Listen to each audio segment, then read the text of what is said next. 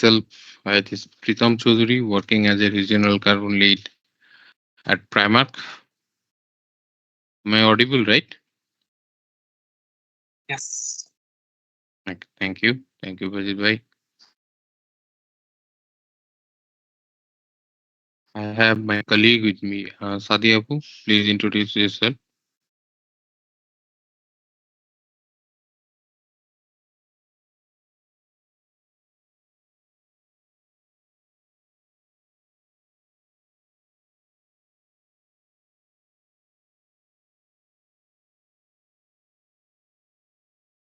Okay. I think she's not there.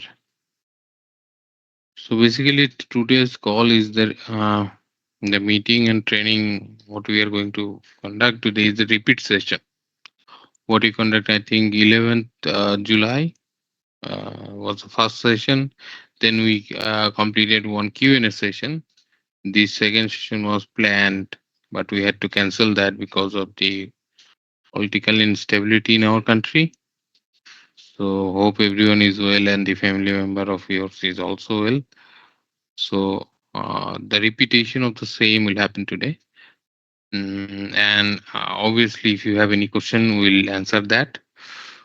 We'll mostly discuss today in local language so that it is understandable for everyone.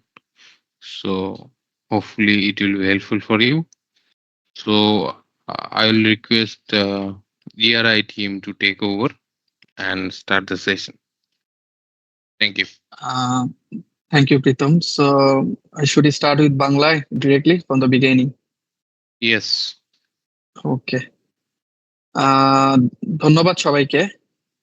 Already আমার আমার screen কি সবাই দেখতে পাচ্ছেন জি, দেখতে আপনারা? পাচ্ছি। ওকে, কারো যদি কোনো কোশ্চেন থাকে, আমাকে শুনতে যদি অসুবিধা হয়, স্ক্রিন দেখতে যদি সমস্যা হয়, চ্যাট বক্সে আপনারা জানাবেন। আর কোনো প্রশ্ন থাকলে সেটাও আপনারা চ্যাট বক্সে লিখতে পারেন। আমরা পরবর্তীতে যতটুকু পোর্শন আছে ওটা শেষ করে দেন আপনাদের কোশ্চেন গুলো অ্যাড্রেস করব। এর পাশাপাশি আজকে ট্রেনিং এর এজেন্ডা যদি বলি, অলরেডি প্রাইমার্ক থেকে ওপেনিং রিমার্কস ডান। আমাদের হচ্ছে ইয়ারের ইন্ট্রোডাকশন, ইয়ারের কোম্পানি সম্পর্কে আমি একটু ব্রিফলি বলবো। প্রাইমার্কের যে কার্বন কেপে আপনাদের সাথে শেয়ার করা হয়েছে ওইটা নিয়ে ডিটেলসে কথা বলবো। পাশাপাশি এসবিটিআর ইন্ট্রোডাকশন, যে ইমিশন গুলোর স্কোপ গুলা, boundary, location base, market base emission, হিগ এফিএম কোশ্চেনিয়ার এবং এসবিটিআই টার্গেট সেটিং এর যে টুলটা ওটা কিভাবে ব্যবহার করতে হয়, মেনলি এটাই হচ্ছে প্রথম থেকে নিয়ে শেষ পর্যন্ত আমাদের আজকের এজেন্ডা। সেশনটা রেকর্ড করা হচ্ছে, ম্যাটেরিয়াল গুলো শেয়ার করা হবে।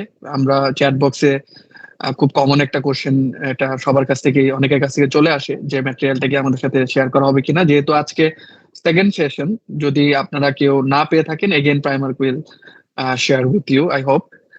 এবং যদি কোনো প্রশ্ন থাকে, আমি অলরেডি মেনশন করেছি, কিউ এন্ড এ বক্সে করতে পারেন, সেপারেট ওইখানে একটা কোশ্চেন সেশন অপশন আছে। এর পাশাপাশি আপনারা যদি চ্যাট বক্সে করতে চান সেখানেও করতে পারেন। ইন কেস যদি কোনো পাওয়ার অথবা নেটওয়ার্কের আউটেজ দেখেন, আমরা বলবো একটু পেশেন্টলি ওয়েট করার জন্য। Within few minutes will join again. Year সম্পর্কে শুরুতে বলি, আমরা হচ্ছে বাংলাদেশে গত নিয়ারলি 12 ইয়ার্স ধরে আছি এবং আমরা সাস্টেনেবিলিটি রিলেটেড যত প্রজেক্ট আছে অলমোস্ট অনেকগুলোর সাথে আমরা শুরু থেকে এঙ্গেজড। আমরা এর পাশাপাশি হচ্ছে আমরা রিসেন্টলি বাংলাদেশের একমাত্র অ্যাক্রিডিটেড সার্ভিস প্রোভাইডার হচ্ছে সিডিপি, আমরা রিসেন্টলি এটা তাদের অ্যাক্রিডিটেশনটা আমরা পাই।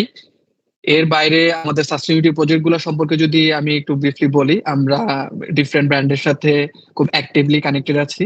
বাংলাদেশ, পাকিস্তান, ইন্ডিয়াতে আমাদের রিকার্বনাইজেশন প্রজেক্ট, রিসোর্স এফিসিয়েন্সি প্রজেক্ট এবং এসবিটিআই নিয়ে কন্টিনিউয়াস বেসিসে সাপ্লায়ারদের সাথে কমিউনিকেশন, ট্রেনিং এবং আমরা কন্টিনিউয়াস বেসিসে কাজ করে যাচ্ছি। এর বাইরে আমরা জিআইজেড এর অনেক প্রজেক্টে খুব অ্যাক্টিভলি কাজ করেছি এবং স্টিল করছি। আমাদের ট্রেনার, আমি বাইজিদ বোস্তামি, সিনিয়র ম্যানেজার হিসেবে ইআরআই তে আছি। আমার সাথে কলিগরা আছেন, ওনারা সামনের ডিফারেন্ট এরিয়াতে পার্ট ইন করবেন। শুরুতেই আমি প্রাইমার্কের সাপ্লায়ার কার্বন কেপিআই নিয়ে বলতে চাই। আমি সবাইকে রিকোয়েস্ট করব এই বিষয়টাতে খুবই মনোযোগ সহকারে শোনার জন্য। কারণ পার্সোনালি আমি যেটা মনে করি যে এই টাস্কটা প্রাইমার্ক থেকে আপনাদের প্রতি চাওয়া, সেটা খুবই অল্প সময়ের একটা কাজ। ম্যাক্সিমাম 15 থেকে 20 মিনিটের কাজ, সর্বোচ্চ হলে আধা ঘন্টার কাজ। জাস্ট যদি কোনো কনফিউশন থাকে সেটা একটু মেক শিওর ক্লিয়ার হয়ে নেওয়া। সেটাই আমি ওয়ান বাই ওয়ান এখন যাব, যেন আপনাদের কোনো কনফিউশনটা সামনের দিনগুলোতে না থাকে। কারণ আপনারা অলরেডি জানেন আপনাদেরকে প্রাইমারকে একটা ডেডলাইন আছে, সেটাও মিট করতে হবে। তো শুরুতে বলি উদ্দেশ্যটা কোথায়। উদ্দেশ্যটা হচ্ছে Primark as a organization, Primark হচ্ছে প্যারিস এগ্রিমেন্টের সাথে যেই সবার যে কমিটমেন্ট সেটার সাথে অ্যালাইন। সেটা হচ্ছে আমরা 1.5 ডিগ্রি সেলসিয়াসের বেশি আমাদের যে টেম্পারেচার পিএন্ড স্কেল লেভেলের সাথে ওইটার বেশি আমরা যেতে দেব না। আমরা চাবো এটা উইদিন 1.5 ডিগ্রি সেলসিয়াসের ভিতরে থাকুক। এবং প্রাইমার্কও চায় প্রাইমার্কের এই গোলের সাথে অ্যালাইন্ড হয়ে, প্রাইমার্কের এই কমিটমেন্টের সাথে অ্যালাইন্ড হয়ে প্রাইমার্কের যেই কেপিআই আছে সেই কেপিআইটাতে যেন তাদের সাপ্লায়ার এবং যারা বিজনেস ভ্যালুড পার্টনার আছেন তারা যেন এটার সাথে একইভাবে অ্যালাইন থাকে। তো আলটিমেটলি আমাদের সবার গোলটা কি? তো গোলটা হচ্ছে প্রাইমার্কের সাপ্লায়ারকে এই মুহূর্তে একটা স্কোপ 1, 2, 3 যে মিশন আছে সেটার একটা রিডাকশন টার্গেট প্ল্যান থাকতে হবে ইন প্লেস, এবং একটা কমপ্লায়েন্ট রিডাকশন প্ল্যান থাকতে হবে। আমি এগেন রিপিট করছি, আপনারা যারা সাপ্লায়ার আছেন তাদের প্রত্যেকের একটা compliant scope 1, 2, 3 GHG emission reduction একটা টার্গেট থাকতে হবে, যেটা কিনা হচ্ছে প্রাইমার্কের সাথে আপনারা শেয়ার করবেন। এখন অপারেশনের কথা যদি বলি, প্রাইমার্ক বাংলাদেশে কিভাবে অপারেশন করে। প্রাইমার্ক বাংলাদেশে অর্ডার গুলো প্লেস করে সরাসরি ম্যানুফ্যাকচারারদের সাথে। আপনারা অনেকে এখানে উপস্থিত আছেন যাদের সাথে ডিরেক্টলি প্রাইমার্ক অফিস থেকে অর্ডার প্লেস নিয়ে কথাবার্তা হয়, যেটাকে আমরা বলছি ম্যানুফ্যাকচারার সাপ্লায়ার, যাদের কিনা নিজেদের ফ্যাসিলিটির প্রতি ফ্যাসিলিটিটা নিজেরা হচ্ছে ওন করেন, মালিকানা আপনাদের নিজেদের, এবং ওইসব ফ্যাসিলিটিতে প্রাইমার্কের গুডটা ম্যানুফ্যাকচার হয়। এর পাশাপাশি এজেন্ট আছেন, আপনারা অনেক এজেন্ট আছেন আমাদের এখানে আজকে উপস্থিত আছেন, যারা হচ্ছে সরাসরি আপনাদের কোনো ফ্যাক্টরি নেই, সরাসরি আপনাদের কোনো ম্যানুফ্যাকচারিং ইউনিট নেই, কিন্তু আপনারা অনেকগুলো ম্যানুফ্যাকচারিং ইউনিটের সাথে কাজ করছেন। সো তারাও হচ্ছে ওভারঅল যে প্রাইমার্কের যে কেপিআই কার্বন কেপিআই যে রিকোয়ারমেন্ট এটার মধ্যে পড়েন। সো আমি প্রথমেই হচ্ছে ম্যানুফ্যাকচারার যারা আছেন তাদের উদ্দেশ্য বলবো, আপনারা যারা ম্যানুফ্যাকচারার আছেন তাদের স্কোপ 1 এবং স্কোপ 2 ইমিশন আমি একটু বলি। এগুলো নিয়ে গত ট্রেনিং সেশনও ডিটেলস আপনাদেরকে বলা হয়েছে এবং আজকে আবার পুনরায় রিপিট করা হবে।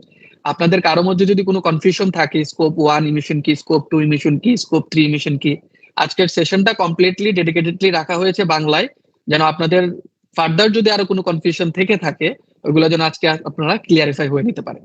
তো প্রথমে যদি আমি আসি, ম্যানুফ্যাকচারার যারা আছেন তাদের স্কোপ 1 এবং স্কোপ 2 ইমিশন, এটা হচ্ছে আগস্টের আজকে 14 তারিখ, বাই এন্ড অফ আগস্ট এই বছরের 2024 আপনাদের অবশ্যই স্কোপ এবং স্কোপ 1 এবং 2 এমিশন যে ইনভেন্টরি আছে সেটা হচ্ছে এসবিটিআই এর সাথে কানেক্টেড করে আপনাদের টার্গেট সেট করতে হবে। সেটা আগস্টের এই এন্ড অফ আগস্ট 2024 স্কোপ এবং স্কোপ 1 এবং 2 emission in line with latest criteria and recommendation of SBTi. Again SBTi inline করে কিভাবে টার্গেট সেট করবেন সেটাও একদম টুল ব্যবহার করে আপনাদেরকে গত সেশনও দেখানো হয়েছে, কিউএনডে সেশনও দেখানো হয়েছে, ইভেন আজকে আবার আপনাদের সুবিধার্থে রিপিট করা হবে, যেন আপনাদের মধ্যে আর কোনো কনফিউশন না থাকে যে আপনার টার্গেটটা কিভাবে স্কোপ 1 এবং 2 ইমিশন টার্গেটটা কিভাবে এসবিটিআই এর সাথে ইনলাইন করে করবেন। এর বাইরে আপনারা যারা ডিরেক্ট ম্যানুফ্যাকচারার আছেন তাদের স্কোপ 3 ইমিশন। স্কোপ 3 মিশন বলতে এখানে খেয়াল করবেন, স্কোপ 3 মিশন শুনলে আমরা প্রথমে মনে করি এটা তো ডিফিকাল্ট একটা টাস্ক, উইদিন আগস্ট 2024 কিভাবে করব। আপনারা একটু খেয়াল করবেন এই জায়গাটাতে অনেক যারা ডিরেক্টলি আছেন তাদেরকে কিছু কাজ সাব কন্ট্রাক্ট বেসিসে হোক অথবা আপনাদের সেপারেট কোনো ইউনিটে হোক সেটা আপনাদের করতে হয়, যেটা কিনা আপনাদের অন্য লাইসেন্সকৃত একটা ফ্যাক্টরি, তাদেরও আবার আলাদা করে ইমিশন আছে। সো বেসিক্যালি ওইসব টিয়ার 1 ম্যানুফ্যাকচারিং মেইনলি এখানে বলা হচ্ছে। আপনাদের কোনো গার্মেন্টস যদি অ্যাজ এ ম্যানুফ্যাকচারার হিসেবে বাইরে কোথাও থেকে করান, সেটা আপনার জন্য স্কোপ 3 ইমিশন। এবং সেই স্কোপ 3 ইমিশনের মধ্যে এখানে শুধু টিয়ার 1 ম্যানুফ্যাকচারিং ইউনিট গুলাকে বোঝানো হচ্ছে। তাদেরকেও স্কোপ 1 এবং 2 emission target inline with SBTi in place থাকতে হবে। আমার মনে হয় বিষয়টা নিয়ে আর কোনো জটিলতা থাকা উচিত না, একদম ক্লিয়ার করে আমি রিপিট করলাম, বললাম। এরপরেও যদি আপনাদের কোনো কনফিউশন থাকে, স্পেসিফিক ভাবে কোশ্চেন আনসারিং এর যে পার্ট সেকশন আছে ওইখানে আস্ক করতে পারেন, অথবা চ্যাট বক্সে লিখতে পারেন। ম্যানুফ্যাকচারার যারা হচ্ছে স্কোপ 3 ইমিশন, এগেইন আগেরটা ছিল গার্মেন্টস টায়ার 1 এর জন্য, টু প্যাকের জন্য, এখন হচ্ছে টায়ার 2 এর জন্য। যারা অনেক সময় হয় আপনি হয়তোবা কিছু ফেব্রিক অন্য একটা ফ্যাসিলিটি থেকে আপনি ডাইং করাবেন, সো ওই ডাইং করাবেন বা প্রিন্টিং করাবেন, এই ধরনের কেসের ক্ষেত্রে প্রাইমার্কের অর্ডারের ক্ষেত্রে আপনি করেন কাজটা, ওই ক্ষেত্রে এটাও আপনার স্কোপ 3 মিশন আন্ডারে পড়ে। এবং আপনি যে ফ্যাসিলিটি থেকে করাচ্ছেন, এগেইন তাদেরও স্কোপ 1 এবং scope 2 mission target in line with SBTi latest criteria এবং রিকমেন্ডেশন অনুযায়ী থাকতে হবে। দেন এবার আসেন আপনার নিজের স্কোপ 3 মিশন। আপনার নিজের স্কোপ 3 মিশন প্রাইমার্ক এটা সম্পর্কে অবগত যে এটা একটা লং টার্ম টাস্ক, এবং এই জন্য আপনার দেখতেও পাচ্ছেন আপনার জন্য যথেষ্ট পরিমাণ সময় দেওয়া হচ্ছে, এক্স্যাক্টলি 1 ইয়ার।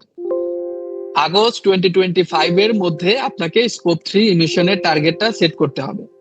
তো এটা নিয়ে গত সেশনে আমরা অনেক কনফিউশন দেখছিলাম, তো আমার মনে হয় আমি এখন আরো ক্লিয়ার করতে পেরেছি আপনাদেরকে যে আপনাদের স্কোপ 3 ইমিশন, যেটা কিনা টায়ার 1 এবং টায়ার 2 আগের দুইটা স্লাইডে যেটা মেনশন করলাম, এটা ছাড়া অন্য যে ইমিশন গুলো আছে যেগুলো স্কোপ 3 ইমিশনের মধ্যে পড়ে, ওইগুলা নিয়েও ডিটেলস সামনে কথা হবে কোন কোনগুলা পড়ে।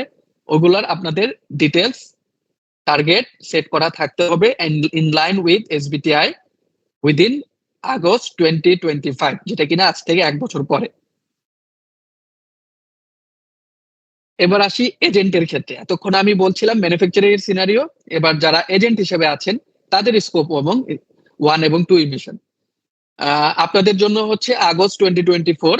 আপনাদের টায়ার 1 এবং টায়ার 2 ফ্যাক্টরি যেগুলো আছে, ম্যানুফ্যাকচারিং ইউনিট যেগুলো আছে, সেগুলোর স্কোপ 1 এবং 2 emission target inline with latest criteria and recommendation of the SBTi in প্লেসে থাকতে হবে। এটা হচ্ছে প্রাইমার্কের রিকোয়ারমেন্ট। এর পাশাপাশি আপনাদের স্কোপ 3 যে রিকোয়ারমেন্ট, সেটার জন্য এগেইন 1 বছর সময়, এন্ড অফ আগস্ট 2025 আপনাদেরকে হচ্ছে এটা সাবমিট করতে হবে প্রাইমারকে, এবং ডেফিনেটলি ইন লাইন উইথ এসবিটিআই। আমি এতক্ষণ কার্বন কেপিআই নিয়ে কথা বললাম, এবার আমি কিছু পয়েন্ট একটু সামারাই করে রিপিট করছি আপনাদের জন্য। Near term GHG emission reduction target must be in line with the latest criteria and recommendation of the science based target. এটা দ্বারা যেটা বোঝানো হচ্ছে আপনাদেরকে, আপনারা যে নিয়ার টার্ম GHG emission টার্গেটটা করবেন, সেটা ডেফিনেটলি এসবিটিআই ইন লাইন হতে হবে। আপনারা আপনাদের মতো করে এক্সেল ফাইলে করে একটা স্কোপ 1 2 ইমিশন আপনারা নিজেদের মতো করে নিজেরা ডিফাইন করে দিবেন, ব্যাপারটা এরকম না। ডেফিনেটলি এটা এসবিটিআই ইন লাইন হতে হবে। এর পাশাপাশি এটা একটু ভালোভাবে সবাই একটু বোঝার চেষ্টা করবেন। Primark is only requiring the setting of a near-term target. However, the supplier can choose to set a long-term net zero target if they wish. এখানে বলা হচ্ছে অ্যাজ এ সাপ্লায়ার আপনারা কেউ যদি মনে করেন আপনারা নেট জিরো টার্গেট করতে চাচ্ছেন, long time net zero target করতে চাচ্ছেন, সেটা প্রাইমার্ক ওয়েলকাম করে, প্রাইমার্ক জানায়, শুভেচ্ছা জানাচ্ছে আপনাদের সবারকে, আপনারা যদি চান এটা করতে পারেন, বাট এটা প্রাইমার্কের রিকোয়ারমেন্ট না। এই মুহূর্তে প্রাইমার্কের রিকোয়ারমেন্ট হচ্ছে আপনি একটা নিয়ার টার্ম টার্গেট সেট করবেন। এর পাশাপাশি আপনি যে টার্গেটটা সেট করবেন আগস্ট 2024 এর মধ্যে, সেটা মাস্ট বি পাবলিকলি অ্যাভেলেবল হতে হবে। পাবলিকলি কিভাবে অ্যাভেলেবল হতে হবে সেটা নিয়ে আমি পরবর্তী স্লাইডে ডিটেলসে আরো বলবো। আরেকটা গুরুত্বপূর্ণ ইনফরমেশন আপনাদের সবার জন্য, একটু ভালো করে বোঝার চেষ্টা করবেন, এটা নিয়ে অনেক কনফিউশন আমরা গত 2 সেশনে দেখতে পেয়েছি। Supplier and facilities are not required to formally submit their target to the SBTI to conform with Primark's requirement. প্রাইমার্কের বর্তমানে যে রিকোয়ারমেন্টটা আছে সেটার জন্য কোনো সাপ্লায়ার বা ফ্যাসিলিটিকে এই মুহূর্তে একদম এসবিটিআই এর কনফার্ম, মানে এসবিটিআই এর ভ্যালিডেটেড কোনো টার্গেট এই মুহূর্তে প্রাইমার্ক চাচ্ছে না। প্রাইমার্ক চাচ্ছে এসবিটিআই টার্গেট সেটিং টুলটা ব্যবহার করে আপনি একটা টার্গেট সেট করবেন এবং এটা প্রাইমার্ককে জানাবেন। এসবিটিআই এর ভ্যালিডেশনের নিতে হবে এই মুহূর্তে, এটা প্রাইমার্কের রিকোয়ারমেন্ট না। এগেইন অনেকে নিচ্ছেন, অনেকে নিয়ে ফেলেছেন, অনেকে এটা নিয়ে কাজ করছেন। অবশ্যই আমার তাদের সবাইকে স্বাগত জানাই, এবং কেউ যদি চানও এখানে কোনো বাধা নেই। বাট কারেন্টলি এই মুহূর্তে আপনাদের যে ডেডলাইন আছে ওই ডেডলাইনের মধ্যে এটা প্রাইমার্কের রিকোয়ারমেন্ট না। পরবর্তীতে যখন রিকোয়ারমেন্ট অ্যারাইজ হবে প্রাইমার আপনাদের সাথে এই বিষয়ে কমিউনিকেট করবে। এবার আসি এভিডেন্স এবং ভ্যালিডেশনের বিষয়ে। প্রাইমার্কের পক্ষ থেকে আপনাদেরকে একটা লেটার পাঠানো হবে, একটা টেমপ্লেট পাঠানো হবে, সেখানে আপনারা ডিটেলস শেয়ার করবেন, ফর্মাল কনফার্মেশন থাকবে, এটা প্রাইমার্কের পক্ষ থেকে প্রাইমার্কের জন্য হবে। এর পাশাপাশি আপনারা আপনাদের এই টার্গেটটা আপনাদের ওয়েবসাইটে হোক, সোশ্যাল মিডিয়া, লিঙ্কডইনে হোক, যেখানে হোক, আপনারা যেখানে শেয়ার করেন, পাবলিকলি অ্যাভেলেবল করেন, ওই লিঙ্কটা আপনাকে প্রাইমার্কের সাথে শেয়ার করতে হবে। পাশাপাশি একটা formal confirmation to Primark that the supplier will set a compliant scope 3 target within the requisite time frame. Primark এর যে টাইম ফ্রেম, যেটা কিনা আপনারা অলরেডি দেখতে পেয়েছেন, আগস্ট 2025 এর মধ্যে আপনারা যেটা নিয়ে করবেন, সেটাতেও একটা ফর্মাল কনফার্মেশন আপনাকে প্রাইমারকে দিতে হবে। সো বেসিক্যালি আমি সাইন বেস টার্গেট সেটিং এবং ওভারভিউতে যাওয়ার আগে একটু চেক করব প্রীতম যদি কোনো প্রশ্ন থাকে এখন পর্যন্ত।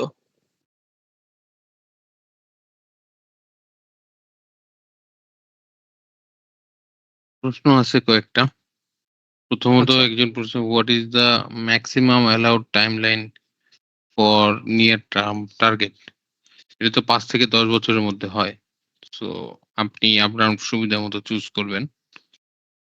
একজন প্রশ্ন করছেন, please explain how can I use UNFCCC GHG calculation tool? এটা আমরা পরে আলোচনা করব। আচ্ছা, আরেকজনের প্রশ্ন হলো, if the facility have jute boiler, where we can use GHG from jute burn in your provided SBTi target setting tool did not found jute option, please explain. Needle drop limited, আমরা যে এসবিটিআই target setting টুল আপনাদেরকে এক্সেলটা দিয়েছি, সেখানে আপনার ইমিশনটা আগে calculation করে দিতে হবে। সো জুটের জন্য আপনার ইমিশন ক্যালকুলেশন করতে হবে, লাইক আপনি অন্যান্য আর যাই বার্ন করেন না কেন বা অন্য যে এনার্জি ইউজ করেন না কেন, সো ওখানে জুটের অপশন থাকবে না, এটাই স্বাভাবিক। ওখানে শুধু কতটুকু CO2 ইমিশন আপনি করছেন সেই তথ্যটা দিতে হবে। আপনার যেটা লাগবে জুট বার্নের জন্য, জুটের ইমিশন ফ্যাক্টরটা লাগবে, সেটাও অনলাইনে অ্যাভেলেবেল। অনেক ধরনের টুল আছে। আমার মনে হয় শুভ্রতা যখন আরো ডিটেল এক্সপ্লেন করবে তখন আমরা এটা নিয়ে আরো বিস্তারিত কথা বলবো। আর can you please explain how, ঠিক আছে, 3টা কিউএনএ তে আসছে আর চ্যাট বক্সে জুটের। আচ্ছা, নিডল ড্রপ উনি আবার প্রশ্ন করছে চ্যাট বক্সে। না, আর কোনো প্রশ্ন আসে নাই। আপনাদের পরিচয় আমাদের এই মুহূর্তে প্রয়োজন নাই। আমরা জানি কারা পার্টিসিপেট করতেছেন। অনেকেই পার্টিসিপেশন লিস্ট অলরেডি পাঠিয়েছেন। তো আমাদের মূল উদ্দেশ্য হলো আজকে আপনাদের অ্যাটেনশনটা ধরে রাখা, এবং এটা আমরা বাংলায় করছি এই কারণেই যাতে কারোর বুঝতে কোনো অসুবিধা না থাকে। তো এখন কথা হলো, বাজিত ভাই এখন পর্যন্ত যা বর্ণনা করছেন, আচ্ছা, we need standard for GHG emission factor to calculate GHG emission so that we can accept windy group. Okay, আপনার এমিশন ফ্যাক্টর নিয়ে প্রশ্ন, ঠিক আছে, এমিশন ফ্যাক্টর নিয়ে কথা হবে আলোচনায়। এখন পর্যন্ত যা আলোচনা হয়েছে, প্রাইমার্কের রিকোয়ারমেন্টটা কি, এই বিষয়ে আর কারো কোনো প্রশ্ন আছে কিনা?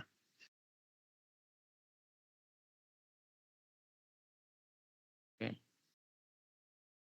আর যদি কারোর কোনো নতুন প্রশ্ন না থাকে বা নট না, okay, which social site we can share or disclose tool? আপনাকে টুল ডিসক্লোজ করতে হবে না।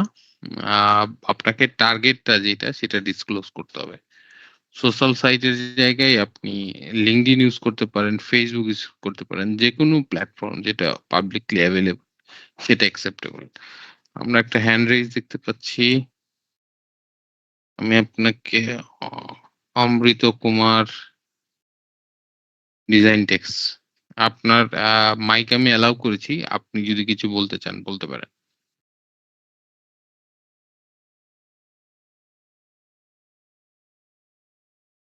হ্যালো, মিস্টার অমৃত কুমার।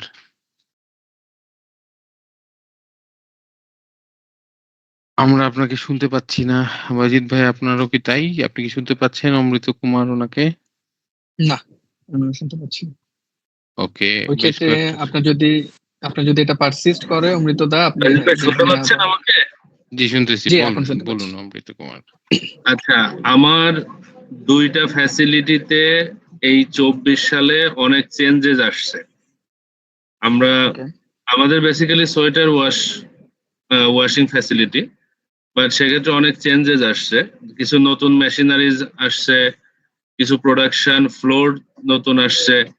তো সব মিলিয়ে আমার 2024 কে আমাদের বেসলাইন হিসেবে কাউন্ট করতে হবে, যেহেতু অনেক চেঞ্জেস আসছে এবং পিক কনজাম্পশন হবে 2024 সালে। সো এই মুহূর্তে আমি 24 সাল পুরোপুরি শেষ না হলে তো কোনো প্রকারের টার্গেট সেট করতে পারছি না। সেক্ষেত্রে আগস্ট 2024-এর মধ্যে আমাদের যে প্রাইমার্ক যে বলছে যে স্কোপ 1 এবং স্কোপ 2 ইমিশন সেট করে শেয়ার করতে হবে, এটা তো আমাদের জন্য এই মুহূর্তে পসিবল হওয়াটা আসলেই টাফ, কারণ পুরো বছর শেষ আর না কিছু হলে তো। জিজ্ঞাসা আছে আপনার?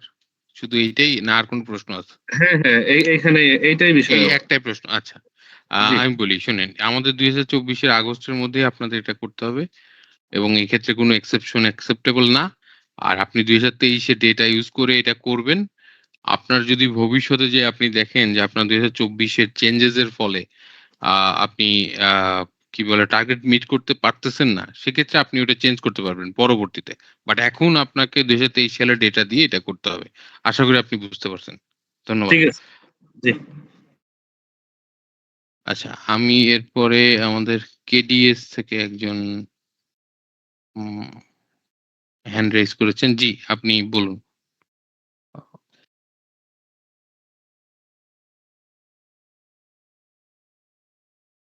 কেডিএস, জি, হুম, সারা। জি, বলুন। আপনার মাইক অ্যালাউ করা আছে। ওকে। মনে হয় এটা আনেক্স আ জি, আচ্ছা। প্যারামাউন্ট টেক্সটাইল থেকে একজন হ্যান্ড রেইজ করেছেন। আমি আপনাকে জি, কেডিএস থেকে বলুন। আচ্ছা, হ্যালো, শুনতে পাচ্ছেন? জি, শুনতেছি। বলুন। জি, কেডিএস থেকে বলুন। ওকে, আসসালামু আলাইকুম। যেটা ওয়ালাইকুম আমি আসসালাম। শেয়ার করতে চাচ্ছিলাম, আমাদের কেডিএস গ্রুপের জন্য মানে গ্রুপ বলতে আমাদের এখানে টেক্সটাইল, অ্যাক্সেসরিজ এবং গার্মেন্টস ৩ টা জি, অপারেশনাল এরিয়া আছে। তো আমাদের গ্রুপের জন্য আমাদের 22 এবং 23 এর জিআরআই রিপোর্টিং এও আমরা হচ্ছে এসবিটি অ্যালাইনমেন্টেই আ আমাদের স্কোপ 1, স্কোপ 2 এর জন্য টার্গেট সেট করেছি। এখন যদি আমাদের প্রাইমার্কের জন্য যেতে হয়, তাহলে কি অনলি ফর প্রাইমার্ক যেখানে অপারেশন করে তার জন্যই কি আমি টার্গেটটা আ ফল মানে জেনারেট করব, না যেটা আছে এখন গ্রুপে সেটা নিয়ে কাজ করব? আ আপনাদের গ্রুপের যদি একটা ফ্যাসিলিটি আ সাপোজ আমি নাম স্পেসিফিক বলছি না। সাপোজ আ কেডিএস টেক্সটাইল সাপোজ আমার সাথে কানেক্টেড। আমাদের যেটা লাগবে এই কেডিএস টেক্সটাইলের পাবলিক ডোমেইনে এই নামে টার্গেট সেট করা হইছে, সেইটা ডিক্লারেশন লাগবে। তো এখন আপনাদের যদি কেডিএস গ্রুপ দেয়া থাকে, সেক্ষেত্রে ওইটা কি এইটাকে সার্ভ করতেছে? যদি ওখানে কেডিএস গ্রুপ লিখে আপনার কেডিএস টেক্সটাইল থাকে ওটার হ্যাঁ, ভিতরে, দেন আমাদের ইট পুরো মানে পুরো ফ্যাসিলিটিস গুলোকে নিয়ে আমাদের স্কোপ 1, স্কোপ 2 মিশনটা আমরা এসবিটি অ্যালাইনমেন্ট এ কাজটা করেছি। হ্যাঁ, আমাদের ওকে। সবগুলো ফ্যাক্টরির স্কোপ 1, স্কোপ 2 টাকে কাউন্ট করে দেন আমরা দি ইম্পোর্টেন্ট হলো নেমটা। আমি কি বোঝাতে পারছি? বুঝতে আপনি পেরেছি। কেডিএস গ্রুপ যদি বলে থাকেন, তাহলে তো ধরেন আপনি ওই একই ডিক্লারেশন আপনি দিয়ে দেন না। আপনার যদি কাজ করাই থাকে, সেক্ষেত্রে তো আপনার নতুন করে কিছু করতে হবে না। জাস্ট এই ডিক্লারেশনটা আপনি আপনার ওয়েবসাইটে এড করেন। Then that will be okay, right? Oh! ডিক্লারেশনে আমাকে মেনশন করতে হবে যে কেডিএস এক্সওয়াইজি। হ্যাঁ, যেটা প্রাইমারির সাথে কানেক্টেড। ওকে, সেইটার রিকোয়ারমেন্ট আমাদের। সো আপনার গ্রুপ যদি বলা থাকে এটা আমাদেরকে স্পেসিফিক করতেছে না। সো আমাদের স্পেসিফিকটা লাগবে। আশা করি পরিষ্কার। Okay, thank you. Thank you. আচ্ছা, আমি প্যারামাউন্ট টেক্সটাইল আপনাকে মাইক অ্যালাউ করেছি, প্লিজ। আচ্ছা, আমার প্রশ্নটা ছিল এই পাবলিকলি যে ডিসক্লোজ করতে হবে টার্গেটটা, হ্যাঁ, এটা তো মানে কোম্পানি ওয়েবসাইট বা লিঙ্কডইন, ফেসবুক যেটাই হোক না কেন সবই তো হ্যাঁ। অ্যালাউ নাকি? জি জি আচ্ছা, এখন এটা যদি মানে কোম্পানির রেসপন্সিবল সাস্টেনেবিলিটি যে থাকবে তার অ্যাকাউন্ট থেকে করলে চলবে No. নাকি কোম্পানি থেকে করতে হবে? নো, কোম্পানি থেকে করতে হবে। কোম্পানি থেকে করতে হবে, জি, বুঝতে পারছি। ঠিক আছে, থ্যাংক ইউ। Thank you.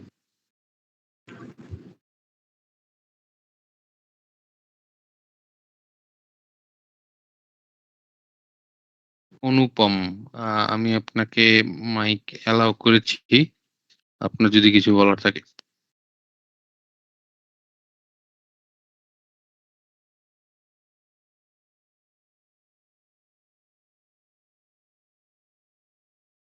অনুপম,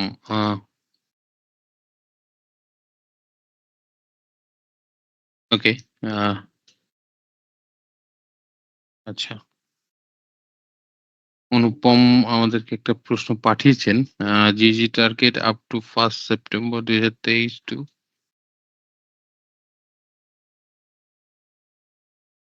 আমরা ক্যালেন্ডার ইয়ার, আমার মনে হয় আপনার কথাটা যেটা চ্যাট বক্সে লিখেছেন অনুপম, ওটা দেখে বুঝতে পারছি যে এটা আপনি কোনো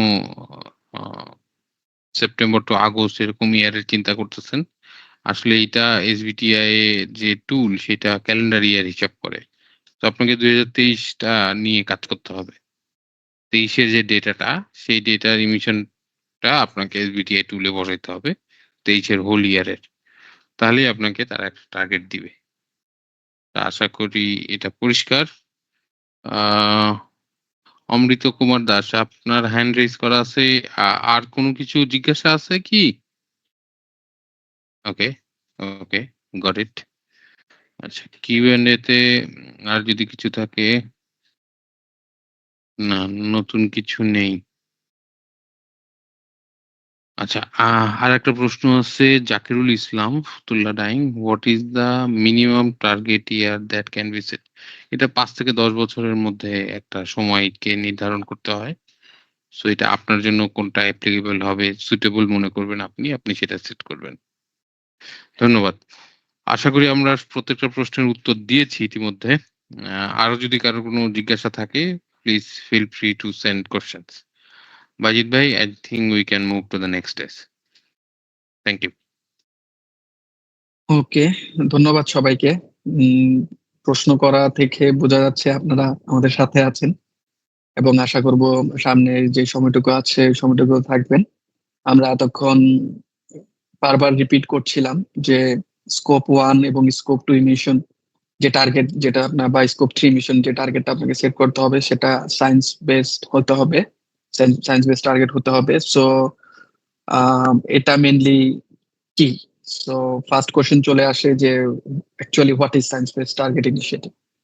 তো এটা হচ্ছে একটা অ্যাম্বিশিয়াস ক্লাইমেট অ্যাকশন, একটা একটা টার্গেট যেটা কিনা হচ্ছে ফান্ডিং পার্টনার হচ্ছে আপনারা দেখতে পাচ্ছেন CDP, United Nation Global Compact, World Resource Institute এবং in collaboration with Women Business coalition.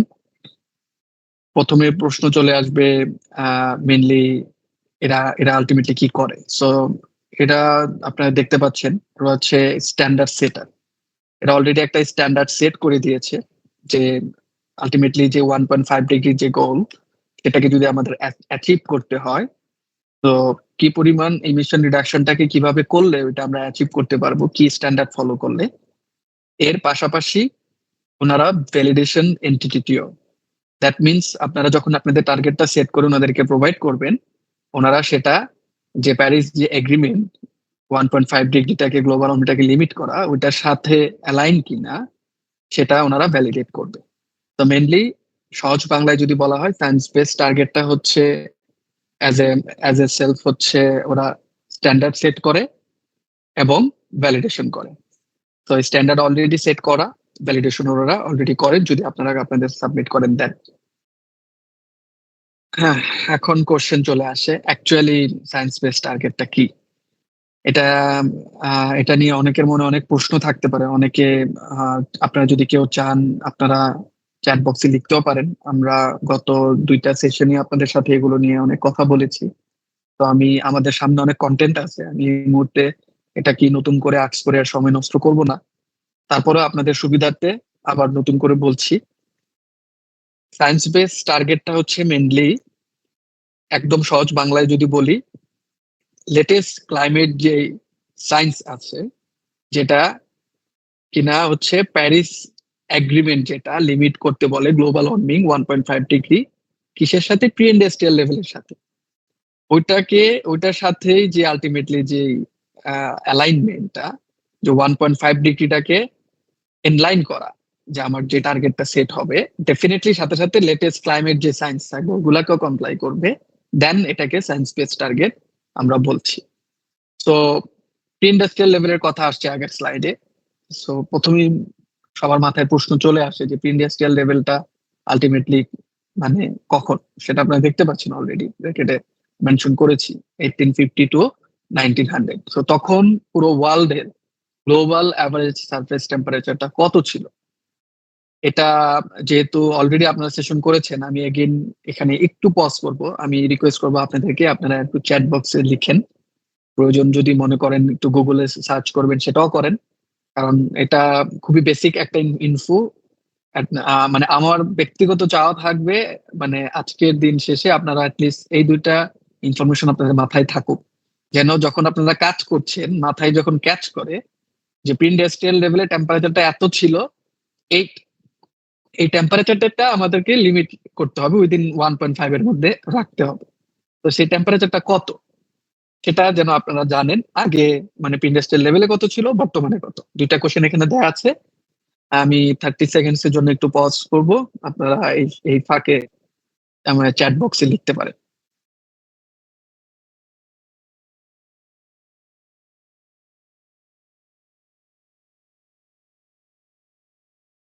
Chat বক্সে কি সাড়া পাচ্ছি, মানে রেসপন্স কি আসছে? হ্যাঁ, 17 একজন বলেছেন, আরেকজন বলেছেন 1.1।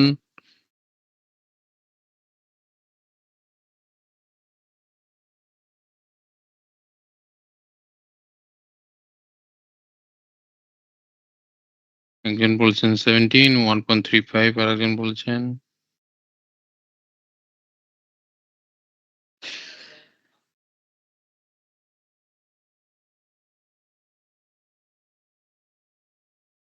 ওকে, আমি একটু সামনে যাই। আমি এই ফাঁকে চেক করছিলাম আর কি, বর্তমানে বিশ্বের যেই পরিচিত শহরগুলো আছে ওইখানে টেম্পারেচারের কি অবস্থা। আপনারা একটু বোঝার চেষ্টা করুন, এখানে যখন আমরা বলছি গ্লোবাল অ্যাভারেজ সারফেস টেম্পারেচার, এটা এটা বলতে কিন্তু আমাদের পুরো পৃথিবীর গ্লোবাল অ্যাভারেজ সারফেস টেম্পারেচার বোঝাচ্ছি। যেমন 13.7 ডিগ্রি ছিল হচ্ছে 1850 থেকে 19 সাল এই সময়টার মধ্যে। তার মানে হচ্ছে এটা অ্যাভারেজ একটা টেম্পারেচার, ব্যাপারটা এমন না যে 13.7 ডিগ্রি সেলসিয়াস টেম্পারেচার মানে সব জায়গাতে ছিল। আর 2023 সালে এসে, আমরা 23 সালের শেষে এসে অনেক রিপোর্ট আছে এখানে দেখতে পাচ্ছেন, বার্কলে আছে রিপোর্ট, আছে নাসার রিপোর্ট আছে, C3S এর রিপোর্ট আছে, এবং এক একজন এক এক টেম্পারেচার বলছে, বাট এগেন সবার যে একটা আমরা দেখতে পাচ্ছি যে অলমোস্ট 15 ডিগ্রি হয়ে গেছে। যেমন আজকে যদি আমি বলি, আমাদের ঢাকায় টেম্পারেচার হচ্ছে 32 ডিগ্রি সেলসিয়াস, চায়নাতে টেম্পারেচার হচ্ছে 33 ডিগ্রি সেলসিয়াস, আবার দুবাইতে হচ্ছে 41 ডিগ্রি সেলসিয়াস, আবার যদি আমি কানাডার কথা চিন্তা করি 17 ডিগ্রি সেলসিয়াস। তো এই যে এক এক জায়গায় এক এক রকম টেম্পারেচার, এটা অ্যাভারেজ একটা টেম্পারেচারের কথা বলা হচ্ছে এখানে। আপনারা অলরেডি দেখতে পাচ্ছেন, আপনারা হিসাব করে নিজেরাও এখানে দেখতে পারেন যে 13.7টাকে আমরা বলছি আলটিমেটলি, আমরা এটাকে 1.5 ডিগ্রি, দ্যাট মিনস 15.2 যদি যোগ করি, 15 প্লাস, যেটা কিনা অলরেডি বার্ক আর্থের রিপোর্ট অনুযায়ী আমরা দেখতে পাচ্ছি যে এটা অলরেডি আমরা পৌঁছে গেছি, মানে 1.5 ডিগ্রি অলরেডি আমরা রিচ করে ফেলেছি, বিকজ এটা 15.24 বলছে। এগেন অ্যাটলিস্ট 15ও যদি ধরে, আমরা ভেরি নিয়ার বাই আছি। তো আলটিমেটলি এটা কি হচ্ছে, লিমিটে রাখা, এটাই হচ্ছে আলটিমেটলি মেইন গোল সবার। আর এটা হচ্ছে লেটেস্ট দেখতে পাচ্ছেন মানে জুলাইয়ের 22 তারিখ, আজ থেকে মানে ঠিক এক মাসের কিছু কম সময় আগে, এটা হচ্ছে রেকর্ড পরিমাণ টেম্পারেচার ছিল গ্লোবালে। আমরা দেখতে পাচ্ছেন উইচ ইজ ভেরি হাই, যেটা কিনা আমরা আগের স্লাইডে যদি বলি 15 পয়েন্ট সামথিং, সেটা উইচ ইজ লাইক আপনি দেখতেই পাচ্ছেন এভারেজ টেম্পারেচার পার্টিকুলারলি জুলাইয়ের মান্থের বলা হচ্ছে, not like as a year 17.15 degree. তো এই যে গ্লোবাল ওয়ার্মিং, এই যে 1.5 ডিগ্রিতে আমরা রাখতে চাচ্ছি, সবাই এটাকে টার্গেট সেট করতেছে আমাদের অ্যালাইন করে।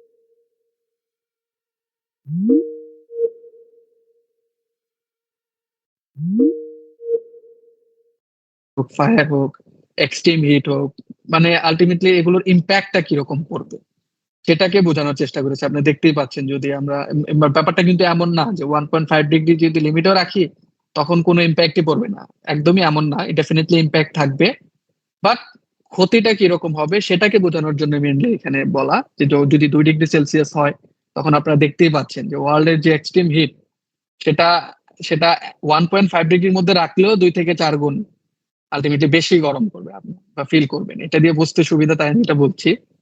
এর পাশাপাশি 4 to 8 টাইমস হয়ে যাবে সেটা যদি 2 ডিগ্রি হয়, এবং সেটাকে যদি আপনি 3 ডিগ্রির মধ্যে যদি হয়ে যায় তখন দেখতে পাচ্ছেন 8 to 12। সো আলটিমেটলি ওভারঅল কি পরিমাণ ডিজাস্টার একটা মানে পরিস্থিতি তৈরি হবে। আমরা অনেক জায়গায় এখন পত্রপত্রিকায় দেখি বিশ্বের অনেক কর্নারে হচ্ছে সমানে হচ্ছে আগুন লাগছে বন বন জঙ্গলে। এগুলো আলটিমেটলি সারফেসটা হিট হওয়ার কারণে অত হচ্ছে, এবং এখানে সেই ফায়ারের পার্সেন্টেজটা এখানে দেওয়া হয়েছে আর কি। তো ওভারঅল ইম্প্যাক্টটা কি পড়বে, অনেক কোনো প্রশ্ন আসতে পারে আমরা কেন অ্যালাইন করবো 1.5 ডিগ্রিতে। সো আলটিমেটলি দিন শেষে এটার ভুক্তভোগী আপনি আমি, মানে হয়তো আমরা বাংলাদেশে আছি, কান্ট্রি হিসেবে হয়তো আমরা ছোট, বাট এগেইন সাফারার দিন শেষে আমাদেরকেই করতে হবে বা হয়। 1.5 degree aligned scenario, 1.5 degree aligned সিনারিওটা কেমন?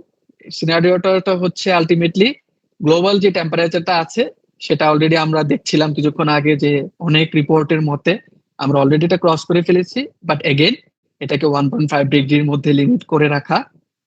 পাশাপাশি সায়েন্স বেস টার্গেটটা এমন ভাবে ডিরাইভ করা হয়েছে যেন আপনারা আপনাদের যে ইমিশন আছে সেটা যখন টুলটা ব্যবহার করে টার্গেটটা সেট করবেন আপনারা তখন দেখতেই পারবেন ওই টুলে যে আপনারা ইমিশনটা কোন পার্সেন্টেজে কমালে সায়েন্স মানে 1.5 ডিগ্রির সাথে অ্যালাইন থাকবেন, তারা ঠিক ওইভাবে করে আপনাকে টার্গেটটা সেট করে দিবে। এই টুলটা আমরা আজকে ট্রেনিং এর শেষের দিকে প্র্যাকটিক্যালি আমরা আবার দেখবো, অলরেডি আমরা গত 2 সেশনেও দেখেছি।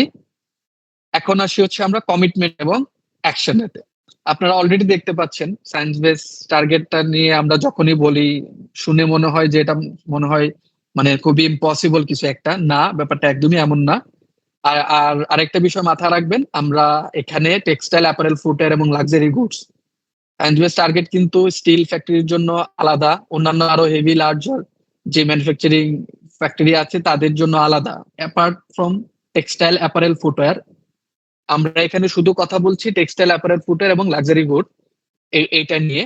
এবং আগস্ট মাসের 12 তারিখ পর্যন্ত এখন পর্যন্ত কমিটমেন্ট করেছে 545টা ফ্যাক্টরি ওয়ার্ল্ড ওয়াইড, এবং কোম্পানি যারা কিনা তাদের টার্গেট অ্যাপ্রুভ করেছে সেই সংখ্যাটা হচ্ছে 292।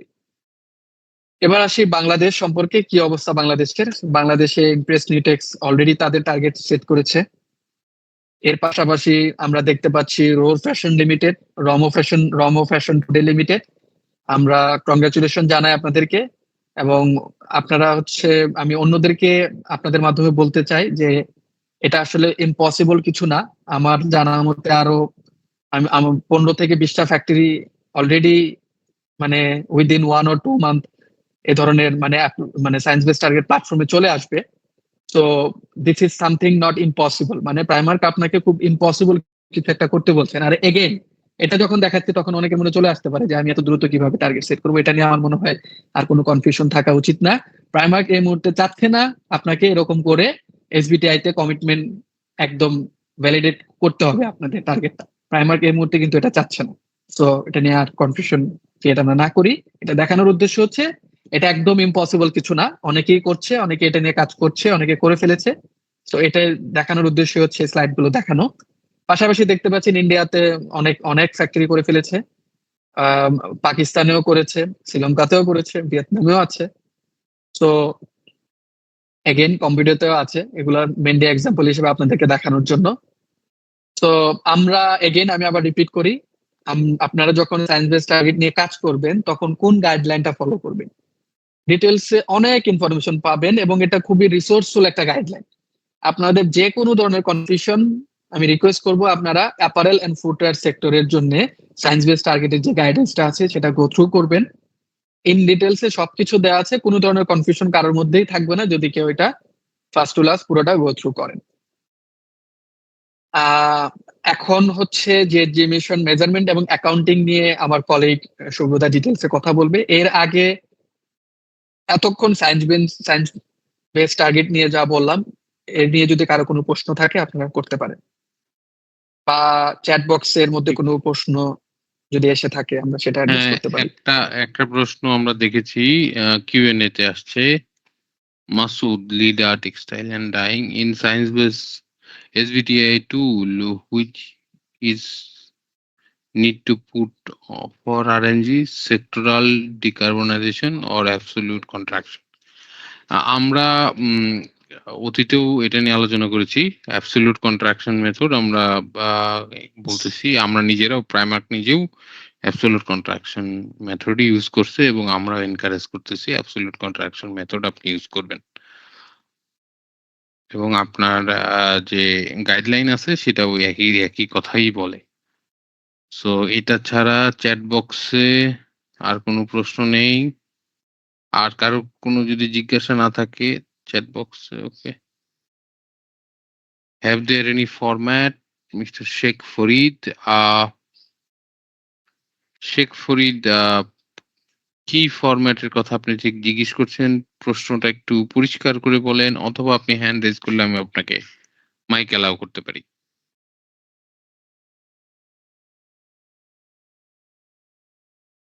টার্গেট ফরম্যাট, ওকে। এখন যেটা হয়েছে, আপনারা সেই টুলসটা ইউজ করে আপনার টার্গেটটা পেয়ে যাবেন। ওই টার্গেটটা আপনার পাবলিকলি ডিক্লারেশন দিতে হবে। এরপরে প্রাইমার্ক থেকে আপনাদের কাছে একটা ইমেল আসবে। এটা সাধারণত আমাদের হেডকোয়ার্টার থেকে আসবে। আপনাদের চ্যানেলে হেডকোয়ার্টার থেকে যেভাবে কমিউনিকেশন আপনারা পান সেখান থেকেই আপনাদের এটা কালেক্ট করতে হবে। Probably it can B A mail. তারা একটা ফরম্যাট আপনাকে দিবে। সেই ফরম্যাটে আপনার যে টার্গেটটা আপনি যেখানে ডিক্লেয়ার করছেন ওটার লিংক আপনাকে বসাইতে হবে, আপনার ফ্যাক্টরির নাম বসাইতে হবে, সাপ্লায়ারের নাম বসাইতে হবে। তারপরে সেটা একটা নির্দিষ্ট ইমেল আইডি দেওয়া থাকবে, সেখানে আপনি গেট ব্যাক করে দিবেন। আচ্ছা, তারপরে ওমর ফারুক উনি প্রশ্ন জিজ্ঞেস করছেন, do you think actually SBTi target can reduce carbon footprint practically? Yes, it can be, because আপনি দেখেন আমরা নিজেরা এটা যে কাজ করছে এটার জ্বলন্ত উদাহরণ যদি আপনি চান সেটা হলো প্রাইমার্ক নিজেই। প্রাইমার্ক যে টার্গেটটা 2018-19 সালে নিয়েছে সেটা নিয়ে সে কাজ করতেছে ইতিমধ্যে। কাজ করে সে কি আইডেন্টিফাই করছে? তার স্কোপ 1 এর টার্গেট, স্কোপ 2 এর ইমিশন, স্কোপ 1 এর ইমিশন, স্কোপ 3 এর ইমিশন। তারপরে সে দেখতে পাইছে যে স্কোপ 3 এর ইমিশনই আমার অপেক্ষাকৃত বেশি, ম্যাক্সিমাম পোরশন। তারপরে সে চিন্তা করছে স্কোপ 1 এর জন্য আমি কি করতে পারি? প্রাইমার্ক কিন্তু নিজে তার স্কোপ 1 ইমিশন কমানোর জন্য ইনিশিয়েটিভ নিছে এবং স্কোপ 2 ইমিশন কমানোর জন্য ইনিশিয়েটিভ নিছে। সেসব জায়গায় সে সফল হয়েছে কিছুটা। কিন্তু স্কোপ 3 ইমিশন সে এখন পর্যন্ত সফল হতে পারেনি, কারণ এটা ডাইরেক্টলি আমার সাপ্লাই চেইন থেকে আসতেছে। এখন প্রাইমার্ক নিজেই আপনাকে বলতেছে, মানে আমরা যাদের কাছ থেকে সোর্স করি তাদেরকে বলতেছে আপনি একটা টার্গেট সেট করেন, যেটা পাবলিকলি ডিক্লেয়ার করে আমাদেরকে জানান। এরপরে কি বলবে প্রাইমার্ক? আপনি তো টার্গেট সেট করলেন আগামী 3 বছরের মধ্যে, আগামী 4 বছরের মধ্যে আপনি এতটুকু পার্সেন্টেজ অফ জিএজি রিডাকশন করবেন, অ্যাবসলিউট রিডাকশন, রাইট? এরপরে তো প্রাইমার্ক আপনার সাথে কাজ করবে। ইতিমধ্যে আমরা অনেকের সাথে কাজ করতেছি। তার ইমিশন রিডাকশন কিভাবে করা যায়, তার এফিসিয়েন্সি ইমপ্রুভমেন্ট কিভাবে করা যায়। সো আপনি যখন টার্গেট সেট করবেন তখন ওই টার্গেটটা অ্যাচিভ করার জন্য আপনি ট্রাই করবেন। সেটাই প্র্যাকটিক্যালি জিএসজি ইমিশন কমাবে। So it is working. আচ্ছা, ওয়াসিম উনি প্রশ্ন করেছেন, is এসবিটিআই identify scope for GHG reduction of a facility or only set target who need to reduce by near future. SBT has scope of GHG reduction of a facility or only set a target what we need to reduce by near future. প্রশ্নটা ঠিক আমার কাছে পরিষ্কার হয়নি। সুব্রত, আপনি কি বুঝতে পারছেন কি জিজ্ঞেস করতে চাইছে? জি, আমি বুঝতে পেরেছি। তারা হয়তো এটা বোঝাতে চাচ্ছে যে এসবিটিআই টুলটার সাহায্যে কি শুধু টার্গেটটাই সেট করব নাকি আমার এমিশন রিডাকশনের কিছু প্যাথওয়ে ওখান থেকে পাওয়া যাবে। তো টুলটা কোনো প্যাথওয়ে আপনাকে দিবে না, আপনি জাস্ট ওখানে একটা ভ্যালু বসাবেন যে আপনি এত % বা এই অ্যামাউন্ট আপনি কমাইতে চান।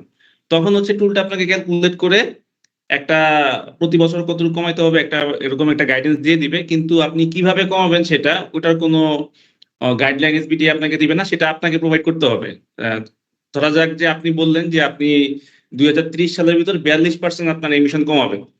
তো 42% এমিশন কমাবেন, ঠিক আছে, তো কিভাবে কমাবেন, কি ওয়েতে কমাবেন, ওই টেকনোলজি গুলা বা প্যাথওয়েটা আপনাকে ডিফাইন করতে হবে সেখানে। তো আপনার ওখানে ওই রিলেভেন্ট ডকুমেন্ট গুলা আপলোড করে বলতে হবে যে আমি এই মেজার্স গুলা নেব এই বছরের ভিতরে এবং এই মেজার্স দ্বারা হচ্ছে আমার এত % রিডাকশন হবে, লাইক দ্যাট। জি, আশা করি মিস্টার ওয়াসিম আপনার প্রশ্নের উত্তর আপনি পেয়েছেন। আর যদি কোনো নতুন প্রশ্ন না থাকে সেক্ষেত্রে আমরা নেক্সট স্টেপসে চলে যাব। ধন্যবাদ সবাইকে। But keep sending question, no worry, will address everything.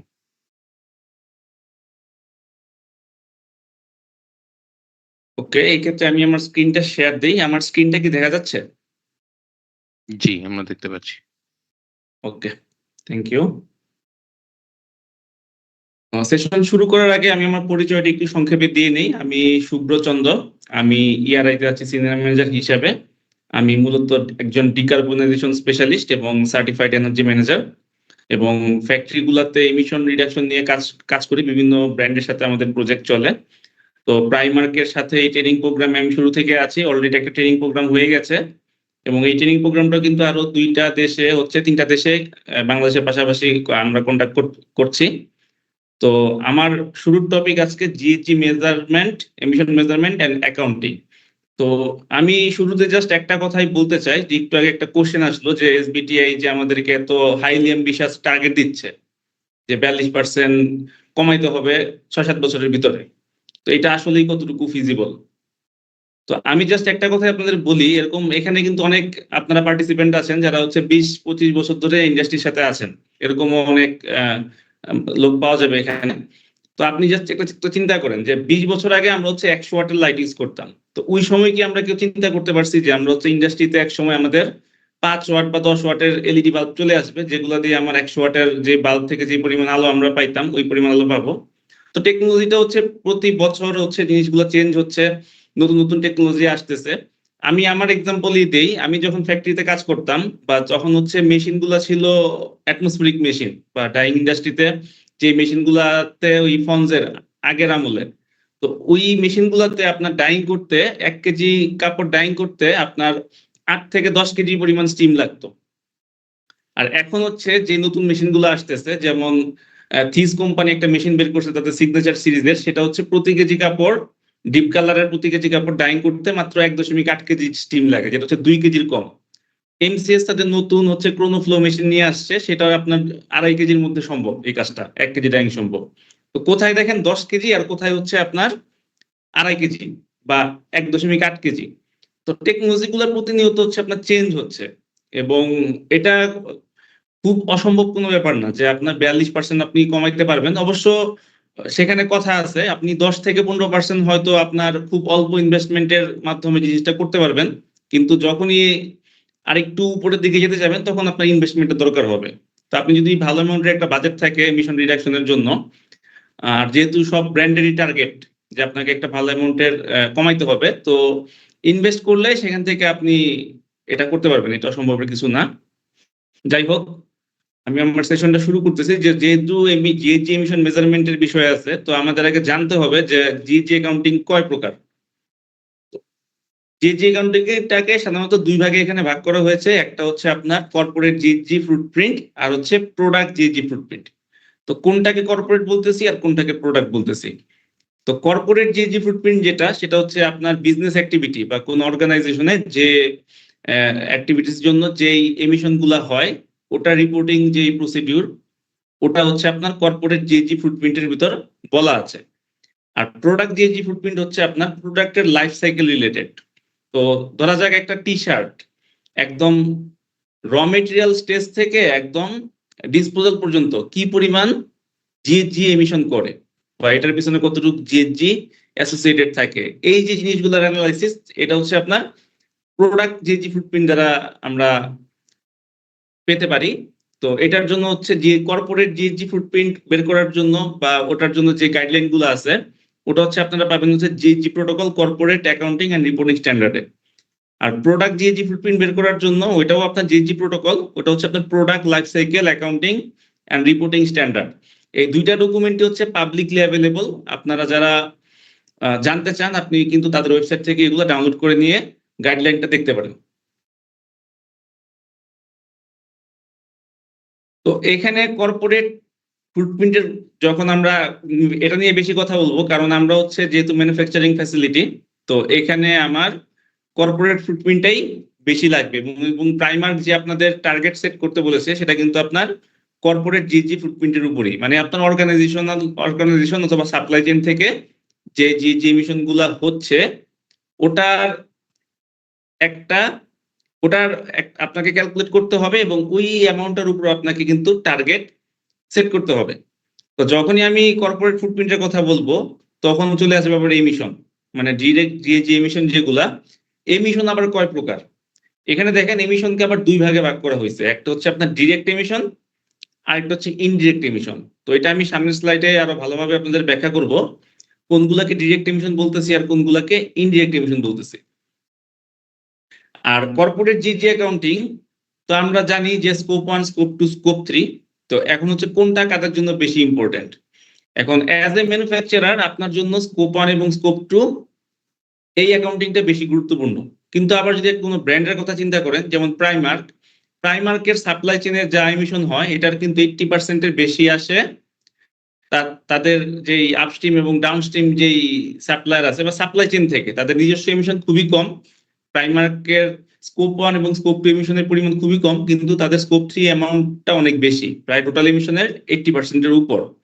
তো যারা ব্র্যান্ড বা সাপ্লায়ার আছে, তাদের ক্ষেত্রে কিন্তু ওই স্কোপ 3টা বেশি ইম্পর্টেন্ট। বা আপনারা যারা ম্যানুফ্যাকচারার আছেন, তাদের জন্য কিন্তু স্কোপ 1 এবং স্কোপ 2টা খুব বেশি গুরুত্বপূর্ণ। তো একটু আগে বলা হয়েছিল আপনাদের ডিরেক্ট এমিশনের কথা। তো ডিরেক্ট এমিশন আসলে কোনগুলা এবং কোন ক্যাটাগরিতে আমরা এটাকে ক্যালকুলেট করব বা এটাকে আমরা রেকর্ড করব। তো ডিরেক্ট এমিশন হচ্ছে স্কোপ 1 এমিশন। তো স্কোপ 1 এমিশন কোনগুলা, যেগুলো হচ্ছে আপনার নিজস্ব এমিশন বা যে এমিশন গুলো আপনার ফ্যাক্টরিতে হচ্ছে এবং যে এমিশন গুলার জন্য প্রত্যক্ষভাবে আপনি দায়ী বা আপনার অ্যাক্টিভিটিস এর জন্য যে এমিশন গুলা প্রত্যক্ষভাবে হচ্ছে। যেমন আমি একটু উদাহরণ দেই, আপনি বয়লারে ন্যাচারাল গ্যাস ইউজ করেন। তো বয়লারে ন্যাচারাল গ্যাস ইউজ করেন, এখন বয়লার তো আপনি আপনার প্রতিষ্ঠানের পক্ষ থেকে একটা বয়লার ক্রয় করেছেন। তো এই বয়লারে আপনি গ্যাস যেটা ইউজ করতেছেন, সেটাও কিন্তু আপনি পারচেজ করতেছেন। তো এখান থেকে তার মানে কি, বয়লার হচ্ছে আপনার আন্ডারে বা আপনি জিনিসটা মালিক, যেই গ্যাসটা আপনি বয়লারে সাপ্লাই করতেছেন এটার মালিকও আপনি। এবং এমিশনটা হচ্ছে কোথায়, বয়লারটা কিন্তু আছে আপনার ফ্যাক্টরিতে। তো এমিশনটাও কিন্তু আপনার ফ্যাক্টরিতেই হচ্ছে বা আপনার ফ্যাক্টরি বাউন্ডারির ভিতরেই হচ্ছে। তাই যে বয়লারের যে গ্যাস থেকে যে এমিশনটা হবে বা আপনার স্টিম জেনারেশনের পারপাসে যেই এমিশনটা হবে, সেটাকে আমরা বলবো স্কোপ 1 এমিশন। এটা একইভাবে প্রযোজ্য হচ্ছে জেনারেটরের ক্ষেত্রেও। আবার এখানে বলা হয়েছে যে আমাদের যেই ফ্যাক্টরি ওন ভেহিকেল, মানে আমাদের অনেক সময় ফ্যাক্টরির নামে অনেক সময় গাড়ি থাকে, বিভিন্ন ট্রাক থাকে, প্রাইভেট কার থাকে। তো এরকম যদি কোনো গাড়ি বা ভেহিকেল থাকে, তো সেই ক্ষেত্রে সেই এমিশনটাও কিন্তু স্কোপ 1 এ যাবে। তো এখন আপনারা কোশ্চেন করতে পারেন যে এমিশন তো আমার ফ্যাক্টরি প্রিমিসেসে হচ্ছে না, গাড়ি তো চলে বাইরে, আমার ফ্যাক্টরির বাউন্ডারির ভিতর তো গাড়ি চলে না।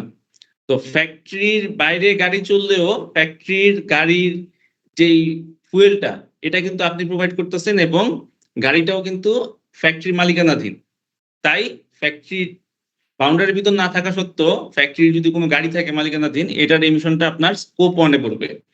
এবং অনেক সময় আমরা কি করি, অনেক সময় হচ্ছে আমরা এসিতে আমাদের রেফ্রিজারেন্ট রিচার্জ করা লাগে প্রতি বছর, R22, R400-এ, তারপর R600-এ, বিভিন্ন ধরনের রেফ্রিজারেন্ট আমরা ইউজ করি, R32 আছে। তো এগুলা মেনলি কেন ইউজ করতে হয়? তো আপনি একটা এসির ভিতরে আপনি ধরেন 1 কেজি R22 গ্যাস চার্জ করলেন, তো এইটার মানে কি? এটার মানে হচ্ছে কোনো না কোনো উপায়ে 1 কেজি গ্যাস আপনার এসির কম্প্রেসর থেকে লিক হয়েছে। তো এই লিক হওয়ার কারণে কিন্তু আপনাকে পুনরায় ওই রেফ্রিজারেন্টটা লোড করা লাগতেছে। তো আমি যে পরিমাণ যে অ্যামাউন্টটা আমি লোড করলাম, আমি ধরে নেব যে একই অ্যামাউন্ট হচ্ছে আমার অলরেডি লিক হয়ে গেছে এয়ার কন্ডিশনিং কোনো ডিভাইস থেকে। তো সেটাকে আমার নোট করতে হবে এবং সেটা থেকে আমার প্রয়োজনীয় আমি ফর্মুলা ইউজ করে আমি এমিশনটা বের করব। তারপর হয় কি, আমাদের অনেক ফ্যাক্টরিতে কিচেন থাকে, আমাদের কুকিং ফ্যাসিলিটিস থাকে, আমাদের ফ্যাসিলিটির ফ্যাক্টরির যেই প্রিমিসেস ওটার ভিতরে। তো কুকিং এর জন্য তো আমাদের ফুয়েল ইউজ করা লাগে, অনেকে আমরা লাইনের গ্যাস ইউজ করি, অনেকে এলপিজি গ্যাস ইউজ করি। তো এই ফুয়েলটাও আমার স্কোপ 1 ইনভেন্টরিতে চলে আসবে। আবার অনেক সময় পাশাপাশি ফ্যাক্টরি থাকে, বা অনেক সময় হচ্ছে দেখা যাচ্ছে একটা কমন ইউটিলিটি পয়েন্ট থাকে, বা দেখা গেছে একটা হচ্ছে বয়লার সেম, পাশাপাশি দুইটা ফ্যাক্টরি একই গ্রুপের, কিন্তু বয়লারটা হচ্ছে আপনার একটা ফ্যাক্টরির নামে, আরেকটা ফ্যাক্টরির ওই গ্রুপে থাকলো যেহেতু সেপারেট এন্টিটি, তখন কি করেন, তখন এক ফ্যাক্টরি থেকে আরেক ফ্যাক্টরিতে আপনার লাইনের মাধ্যমে হচ্ছে আপনার স্টিম সাপ্লাই করা হয়। তো যখন হচ্ছে যে ফ্যাক্টরিটার বয়লার নাই, যেটা হচ্ছে পাশের ফ্যাক্টরি থেকে স্টিম নিয়ে সে ইউজ করতেছে, তখন আপনাকে ওই ভ্যালুটা কিন্তু ডিরেক্ট হবে না। কারণ কি, তখন বয়লারটা কিন্তু আমার পাশের ফ্যাক্টরিতে, তো এমিশনটা হচ্ছে ঠিকই, বয়লারটাও আমার নামে নাই, আমার ফ্যাক্টরিতে এমিশনটা হচ্ছে না, কিন্তু আমি স্টিম ইউজ করতেছি এই জন্য এমিশনটা হচ্ছে। এই জন্য কিন্তু তখন এটা স্কোপ 1-এ যাবে না, সেটা কিন্তু তখন স্কোপ 2-তে চলে যাবে। এই যে বিষয়গুলা আপনাকে লক্ষ্য করতে হবে। আবার অনেক সময় আমাদের ফ্যাক্টরিতে আমার ফায়ার ড্রিল হয়, তো ফায়ার ড্রিলের জন্য আমাদের বিভিন্ন ধরনের ফায়ার এক্সটিংগুইশার থাকে। তো ফায়ার এক্সটিংগুইশারে অনেক সময় যেগুলা CO2 বেসড, মানে যেসব fire এক্সটিংগুইশারে carbon die oxide use করা হয়, ওগুলো দিয়ে আমরা অনেক সময় ফায়ার ড্রিলে এগুলো ইউজ করে থাকি। তো প্রতি বছরও আমাদের আপনার ফায়ার এক্সটিংগুইশার চেঞ্জ করা লাগে। আপনার একটা ধরেন 10 কেজি গ্যাস আপনি লোড করছিলেন গত বছর, ওখান থেকে প্রেসার কমে গেছে, তো প্রেসারটা আবার বাড়াইতে হলে আপনাকে আরো কিছু হচ্ছে আপনার গ্যাস ওখানে ওই সিলিন্ডারের ভিতর ভরা লাগে। তো ওই যে এক্সেস গ্যাসের যেই ভ্যালুটা, ওটাও কিন্তু আপনার স্কোপ 1 ইনভেন্টরিতে নিয়ে আসতে হবে। তারপর অনেক সময় আমরা ওই পিএফসি বেসড, এটা আগে ইউজ করা হতো, এখন এটা ফ্যাক্টরিতে আর ইউজ নাই। তো পিএফসি বেসড হচ্ছে আমি ওয়াটার রিপেলেন্ট ফিনিশ ইউজ করা হতো আপনার মেনলি স্টেন্টারে, যেটা হচ্ছে ফেব্রিককে ওয়াটার রিপেলেন্ট করার কাজে ইউজ করা হতো। তো তখন আপনি যখন ওই পিএফসি বেসড কোনো কেমিক্যাল আপনার ফ্যাক্টরিতে ইউজ করবেন, ওখান থেকে কিন্তু জিএইচজি পিএফসি রিলিজ হবে। তো ওটাকেও কিন্তু এরকম যদি কোনো অ্যাক্টিভিটিস থাকে, ওগুলোও কিন্তু আপনার ইনভেন্টরিতে নিয়ে আসতে হবে। তো যদিও এখন পিএফসির ইউজ নাই বর্তমানে, তো তারপরেও মানে ক্যালকুলেশন প্রসেসটা এইভাবেই হবে আর কি। যেহেতু প্রসেস রিলেটেড যদি কোনো আপনার এরকম আপনার প্রসেস রিলেটেড কোনো এমিশন থাকে, যেটা হচ্ছে আপনার প্রসেস থেকে আসতেছে, সেটাও কিন্তু আপনার এমিশনে ঢুকাইতে হবে। তার চেয়ে বড় কথা হচ্ছে, আমাদের ফ্যাক্টরি যারা আছে অনেকেরই বায়োলজিক্যাল ইটিপি আছে। তো বায়োলজিক্যাল ইটিপি তো আপনাদের নিজেদের নামেই, তো ওখান থেকে তো আমরা জানি কার্বন ডাই অক্সাইড এমিশন হয়, ওখানে হচ্ছে অ্যানারোবিক অথবা অ্যারোবিক রিঅ্যাকশনের মাধ্যমে হচ্ছে আমার বিউটি সিউডিটা ভাঙে। তো ওই ভাঙার সময় কিছু CO2 বা কার্বন ডাই অক্সাইড এমিট হয়, ওই এমিশনটাও কিন্তু আমাদের আনা উচিত, আমাদের যে ইনভেন্টরিতে আনা উচিত, বা না আনলেও আমরা একটা স্টেটমেন্ট দেওয়া উচিত। কিন্তু এসবিটি আপনি যখন টার্গেট সেট করবেন, ওখানে আপনার বলা আছে যে আপনার স্কোপ 1 স্কোপ 2 5% হচ্ছে আপনি এক্সক্লুড করতে পারবেন। তো ওই এমিশনটা খুবই অল্প, তো সেই ক্ষেত্রে ওই স্টেটমেন্ট দিয়ে জিনিসটা আপনারা করতে পারেন যে আমার ইটিভিতে যে এমিশনটা হচ্ছে এটার পরিমাণ খুবই অল্প। যদি আপনি ক্যালকুলেট করে দিতে পারেন সেটা খুবই ভালো, আর যদি না করতে পারেন আপনি মানে ওই ফর্মুলাতে আপনি দিয়ে হচ্ছে এক্সক্লুড করাতে পারবেন। তো অলরেডি কথাগুলো বলে ফেলা হয়েছে যে ডিরেক্ট এমিশন কোনগুলা, যে এমিশন গুলাকে আমি কন্ট্রোল করতে পারতেছি, যে এমিশন গুলাকে আমি ওন করি বা আমার মালিকানাধীন যেসব কোনো ইকুইপমেন্টস বা কোনো ভেহিকেলের থ্রুতে যদি কোনো এমিশন হয়, সেগুলো কিন্তু আপনার স্কোপ 1 এমিশনে চলে যাবে। আবার একটা কথা চিন্তা করেন, ভাড়া করা গাড়ির ক্ষেত্রে কি হবে। আপনি একটা গাড়ি হচ্ছে ভাড়া করলেন, তো ভাড়া করলে সাধারণত দুইটা কেস হইতে পারে, একটা হচ্ছে আপনি মাস বেসিসে টাকা দিবেন, যে আপনি জাস্ট 1 মাসের জন্য তাকে একটা অ্যামাউন্ট পে করে দিবেন এবং ফুয়েল কস্টটাও যার কাছ থেকে ভাড়া নিয়ে আসবেন তার উপরে যাবে, যে আমি গাড়িটা ভাড়া করছি 1 মাসের জন্য, তোমাকে আমি একটা ফিক্সড রেটে টাকা দিব, তুমি জাস্ট গাড়ি এবং ফুয়েল আমাকে প্রয়োজনীয় ফুয়েল আমাকে প্রোভাইড করবা। তো কন্ডিশন যদি এরকম হয় সেক্ষেত্রে সেটা যাবে স্কোপ 3-তে, কারণ গাড়িও আপনার না, আপনি গাড়িতে যে ফুয়েলটা ইউজ করতেছেন সেটাও আপনার কেনা লাগতেছে না, এটা হচ্ছে আপনি একটা ফিক্সড রেটে রেন্ট করছেন অন্য কারো থেকে।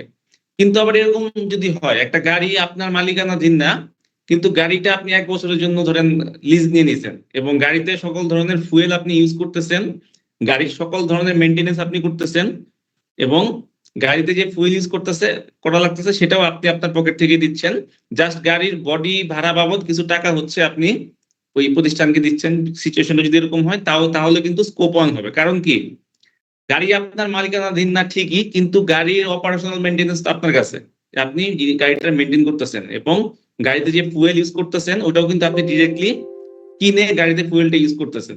তো এই জন্য এটা স্কোপ 1-এ চলে যাবে। তারপর হচ্ছে কুকিং ফুয়েল, তারপর হচ্ছে আপনার এসির গ্যাস, এগুলো তো অবশ্যই যাবে এবং সাথে যেটা বললাম আপনার যদি কোনো ফায়ার এক্সটিংগুইশার থাকে যেটা আপনি ইউজ করেন আপনার ফ্যাসিলিটিতে, সেখান থেকে সেই রিলেটেড এমিশনটাও আপনাকে স্কোপ 1 ইনভেন্টরিতে ইনক্লুড করা লাগবে। তো স্কোপ 1 রিলেটেড এমিশনের আলোচনা এই পর্যন্তই। কারো কোনো যদি কোশ্চেন থাকে তাহলে আমাকে কোশ্চেন করতে পারেন, যদি কোনো কনফিউশন থাকে কোনো সোর্স নিয়ে যেটা আসলে সোর্স স্কোপ 1-এ যাবে কিনা সেটার অ্যান্সারও আমি দিব। প্রীতম দা, কোনো কোশ্চেন আছে কি পার্টিসিপেন্টদের পক্ষ থেকে? আচ্ছা, ফার্ম হাউস ফুটওয়্যার লিমিটেড একটা হ্যান্ড রেজ দেখতে পাচ্ছি। জি,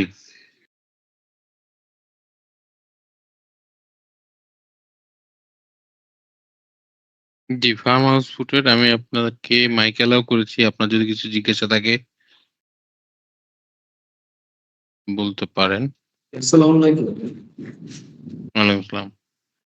স্যার, আমার কোশ্চেনটা ছিল যেটা শুভ্র ভাইয়া বললো যে জেনারেটরের ক্ষেত্রে যে আমাদের ডিজেল, মানে এখানে কিন্তু দুইটা জ্বালানি হয়, একটা হচ্ছে আমরা ডিজেল পারচেস করে ডিজেলটাকে পোড়াচ্ছি, যে কত লিটার ডিজেল পোড়াচ্ছি, আর একটা হচ্ছে জেনারেটরে ডিজেল পোড়ানোর পর একটা কিলোওয়াট জেনারেট হয়, যে কিলোওয়াটটাও আমি সামারি করি। তো এক্ষেত্রে দুইটাই কি ডিরেক্ট ইমিশন হিসেবে মানে স্কোপ 1 এর জন্য কাউন্ট হবে? আচ্ছা, বুঝতে পেরেছি আপনার কোশ্চেনটা। আপনি শুধু ফুয়েলের ভ্যালুটা ইউজ করবেন, কারণ জেনারেটর থেকে তো ইলেকট্রিসিটি যেটা প্রডিউস হয় ওটা আপনি কাউন্ট করবেন না। আপনি যখন এমিশন ক্যালকুলেশন করবেন জাস্ট ফুয়েলের ভ্যালুটা দিয়ে আপনি এমিশনটা ক্যালকুলেশন করবেন, তাহলে তো ডাবল কাউন্ট হয়ে যাবে। যদি আপনি একবার ফুয়েল দিয়ে করেন আবার হচ্ছে জেনারেটর ইলেকট্রিসিটি দিয়ে করেন তাহলে জিনিসটা ডাবল কাউন্ট হয়ে যাবে, এই কাজ করা যাবে না। শুধুমাত্র ফুয়েল যেটা ইউজ করতেছেন ওটার বেসিসেই এমিশন ক্যালকুলেশনটা হবে। আচ্ছা, আর একটা কোশ্চেন, সেটা হলো যে ওনেড ভেহিকেলের একটা কথা বললেন যে কোম্পানির যদি নিজস্ব গাড়ি থাকে। তো হ্যাঁ, আমাদের যেটা হয়েছে যে আমরা কোম্পানি নিজস্ব গাড়ি নেই, কিন্তু আমাদের দুইটা গাড়ি আছে যেটা আমাদেরকে ট্রান্সপোর্ট হিসেবে ব্যবহার করা হয় আর কি। তো এখানে আমরা ট্রান্সপোর্টের যে ফুয়েলটার টোটাল কস্টিংটা আমাদের কোম্পানি প্রোভাইড করে, কিন্তু মেনটেনেন্স বা আদারওয়াইজ যত কিছু আছে এগুলো সবকিছুই যারা গাড়ির মালিক মানে যাদের সাথে আমাদের কন্ট্যাক্ট করা হয়েছে ওরা মেনটেনেন্স করে, কিন্তু ফুয়েলের কস্ট আমার কোম্পানি ব্যবহার করে মানে দিয়ে থাকে আর কি। তো এক্ষেত্রে কি এটা আমরা স্কোপ অনেক কাউন্ট করবো? না, এটা হচ্ছে আপনার স্কোপ 3-তে যাবে। ফুয়েল মানে আমি বলছি যে অপারেশনাল একটা কন্ট্রোল থাকতে হবে। আপনি ফুয়েল ইউজ করতেছেন ঠিক আছে, কিন্তু গাড়ি দেখলেন গাড়িটা খুব ইনএফিশিয়েন্টলি রান করতেছে, গাড়িটা খুব বেশি ফুয়েল খাচ্ছে, তো আপনি তো জিনিসটা মেনটেনেন্স করতে পারবেন না, বা মেনটেনেন্সের ওইটা অথরিটি তো আপনার হাতে নাই। তো সেই ক্ষেত্রে হচ্ছে এটা আচ্ছা, ঠিক আছে। যাবো। যদি এরকম আছে। হইতো যে ফুয়েলটা thank আপনি you. দিচ্ছেন কিন্তু সাথে সাথে গাড়ির মেনটেনেন্সটাও আপনি করতে পারতেছেন, এবং আপনার যদি লাগে যে সময় আমার দরকার আমি সময়ের সাথে আমি মেনটেনেন্স করে আমি ফুয়েল এফিসিয়েন্সি বাড়াতে পারতেছি, ব্যাপারটা যদি এরকম হয় বা অপারেশনাল কন্ট্রোলটা যদি আপনার কাছে থাকতো তখন সেটা কিন্তু স্কোপ 1 হইতো। তো এখন বেটার আপনি এটাকে স্কোপ 3 ভিতরে নিয়ে যান। জি, থ্যাংক ইউ। ওকে, ঠিক আছে, থ্যাংক ইউ। আমি কেডিএস থেকে একটা হ্যান্ড রেজ দেখতে পাচ্ছি, আপনাকে মাইক অ্যালাউ করা হয়েছে, আপনি আপনার প্রশ্নটি করুন। আসসালামু আলাইকুম। ওয়ালাইকুম আসসালাম। জি, হ্যাঁ ভাই, আমার প্রশ্নটা হচ্ছে আমাদের দুটো ফ্যাসিলিটি হচ্ছে পাশাপাশি, তো একটাতে হচ্ছে বয়লার জেনারেটর আছে, যেটা সেকেন্ড যে ফ্যাসিলিটি ওরা এখান থেকে সাপোর্টটা পায়। তাহলে সেকেন্ড ফ্যাসিলিটির জন্য আমার বয়লার জেনারেটরের যে ফুয়েল কনজাম্পশন বা ন্যাচারাল গ্যাস কনজাম্পশন ওটা আমি ওদের জন্য স্কোপ 2 এর জন্য কাউন্ট করব, তাই না? হ্যাঁ আপনার হচ্ছে পাশাপাশি দুটো ফ্যাক্টরি, একটা ফ্যাক্টরি আন্ডারে হচ্ছে জেনারেটর বয়লার, আর একটা ফ্যাক্টরি হ্যাঁ। জাস্ট ইউজ করতেছে। তো সেই ক্ষেত্রে Use আপনাকে একটা করছে। কন্ট্রাক্ট করতে হবে। পাওয়ারের ক্ষেত্রে আপনাকে একটা পাওয়ার পারচেজ এগ্রিমেন্ট করতে হবে দুই ফ্যাক্টরির মানে মধ্যে। আমাদের 2 ফ্যাক্টরির মধ্যে এগ্রিমেন্ট হ্যাঁ, থাকতে হবে। এগ্রিমেন্ট থাকতে হবে যে আপনি এটা সাপ্লাই দিচ্ছেন এবং একটা হচ্ছে রেটে আপনি আচ্ছা। এটা নামমাত্র বা যাই হোক একটা কন্ট্রাক্ট দেখাইতে হবে। তখন হচ্ছে আপনি আচ্ছা। তখন এটাকে স্কোপ 2 হিসাবে কাউন্ট করবেন। তখন কিন্তু ওই জেনারেটরে কি পরিমাণ ফুয়েল ইউজ করলেন বা বয়লারে কি পরিমাণ ফুয়েল ইউজ করলেন ওইটার হিসাব কিন্তু আসবে না। আসবে হচ্ছে কি পরিমাণ স্টিম আপনি ইউজ করলেন আর কি পরিমাণ ইলেকট্রিসিটি আপনি ইউজ করলেন। তখন ওই স্টিম আর ইলেকট্রিসিটির উপর বেস করে এমিশন ফ্যাক্টরটা আপনি বের করবেন যে প্রতি কেজি স্টিম জেনারেট করতে আমার কতটুকু গ্যাস লাগতেছে। ওই অ্যামাউন্টটা যদি আপনি পান সেক্ষেত্রে কিন্তু এমিশন ফ্যাক্টরটাও আপনি বের করতে পারবেন যে আমি 1 কেজি স্টিম জেনারেট করতে কতটুকু আমার এমিশন হচ্ছে। সেম ভাবে ইলেকট্রিসিটির ক্ষেত্রেও আপনি টোটাল জেনারেশন জানেন, আপনি টোটাল ফুয়েল ইউজের পরিমাণ জানেন, তাইলে হচ্ছে আমি 1 কিলোওয়াট আওয়ার জেনারেট করতে কি পরিমাণ আমার ফুয়েল লাগতেছে সেটাও আমি জানি। তো এই জিনিস জানলে কিন্তু আপনি ওই ফুয়েল ফ্যাক্টরটাও ওখান থেকে বের করতে পারবেন। তো এইভাবে করে আপনাকে কাস্টমাইজ করে ওই ফ্যাক্টরগুলো বের করে নিতে হবে। আচ্ছা, তাহলে আমি যখন ফ্যাক্টরি 2 এর জন্য কাউন্ট করব তখন হচ্ছে আমার টোটাল থেকে ওর ফ্র্যাকশন ও কতটুকু পার্সেন্টেজ ইউজ করছে শুধু সেই পরিমাণটাকে আমি কাউন্ট করব। না না, কোনো কিছু ফ্যাক্টরি 2 মানে যার মানে যেটা হচ্ছে আপনি ওই যাদের ওন করতেছে যেই কোম্পানিটা, যেমন বয়লার হচ্ছে ওই ফ্যাক্টরির নামে বা জেনারেটর ওই ফ্যাক্টরির নামে, আপনি যখন হচ্ছে ওই ফ্যাক্টরির এমিশনটা ক্যালকুলেশন কোনো কিছু দিবেন না, তখন স্কোপ 2 হবে না, শুধুমাত্র স্কোপ 1 হবে। কারণ কি আপনার সেকেন্ড ফ্যাক্টরিটা ওটার নামে কিন্তু বয়লার জেনারেটর আছে, তো তখন হচ্ছে বয়লারের ফুয়েলটা ক্যালকুলেট করবেন আর জেনারেটরের ফুয়েলটা ক্যালকুলেট করবেন, শুধুমাত্র স্কোপ 1 এমিশন হিসাবে দেখাবেন। আর হচ্ছে আর যেই প্রথম ফ্যাক্টরিটা যেটা হচ্ছে সেকেন্ড ফ্যাক্টরি থেকে আপনার স্টিম ইউজ করতেছে, ইলেকট্রিসিটি ইউজ করতেছে, ওই ফ্যাক্টরির এমিশন যখন ক্যালকুলেশন করবেন তখন তার কোনো স্কোপ 1 থাকবে না, পুরোটাই হবে স্কোপ 2। ওকে, ঠিক আছে, থ্যাংক ইউ।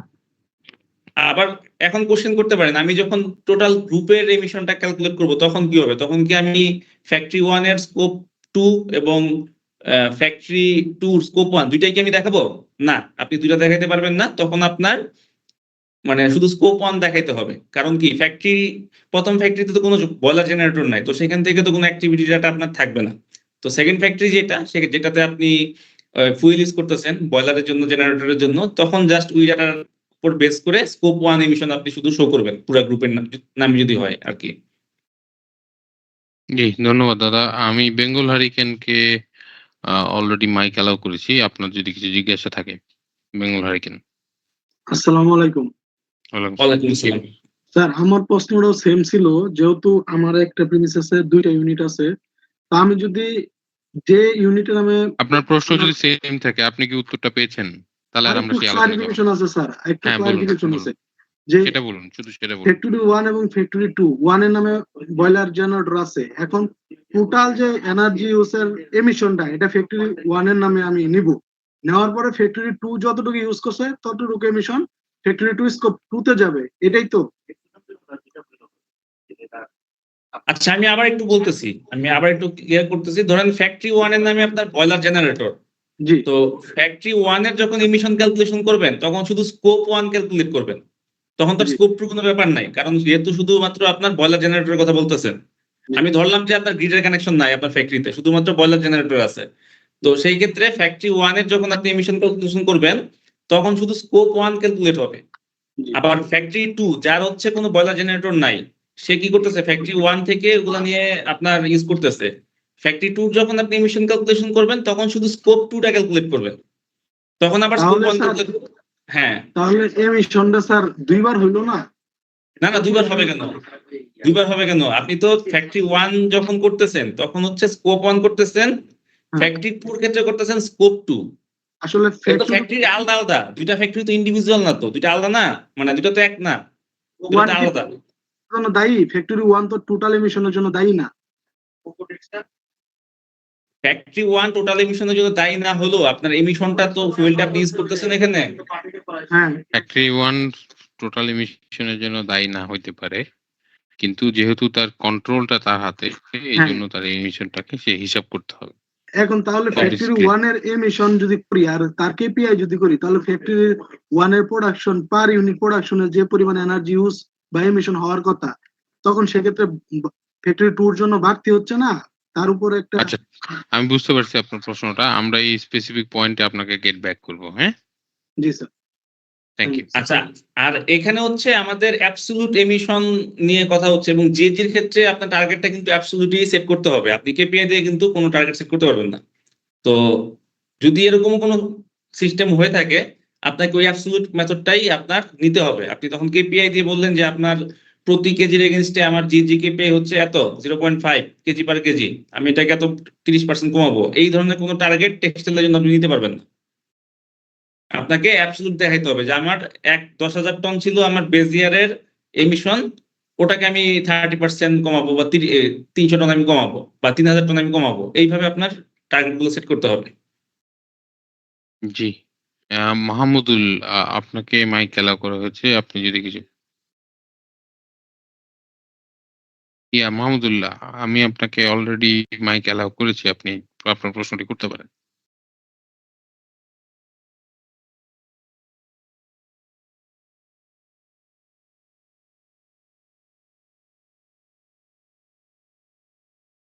জি মাহমুদুল, আপনি কি শুনতে পাচ্ছেন আমাকে?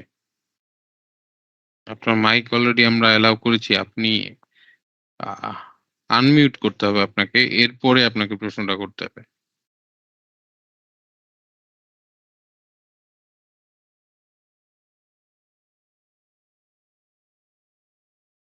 আচ্ছা, আপনার যদি কোনো টেকনিক্যাল ডিফিকাল্টিস থাকে সেক্ষেত্রে আপনি আবার রিজয়েন করতে পারেন, অথবা আপনার প্রশ্নটা আপনি চ্যাট বক্সে লিখতে পারেন। আমরা সেখান থেকে প্রশ্ন নিব। আচ্ছা, তারপরে আমরা যাচ্ছি কৌশিক ভট্টাচার্য। জি, কৌশিক ভট্টাচার্য, আপনার প্রশ্নটি আপনি করুন। আপনাকে জি। জি, আমার প্রশ্নটা ছিল যে ধরেন এক একটা ফ্যাক্টরি তো বিভিন্ন অ্যাক্টিভিটিস থাকে, তাই না? তো স্কোপ দেখা যাচ্ছে একদম কাছাকাছি অ্যাক্টিভিটিস স্কোপ 1 হইতেছে, অথবা 2 হইতেছে, অথবা 3 হইতেছে। তো এক্ষেত্রে যদি কনফিউশন তৈরি হয়, তো এটা চেক করার জন্য কোনো ওয়েবসাইট কিংবা কোনো টুলের কি আমরা হেল্প নিতে পারি?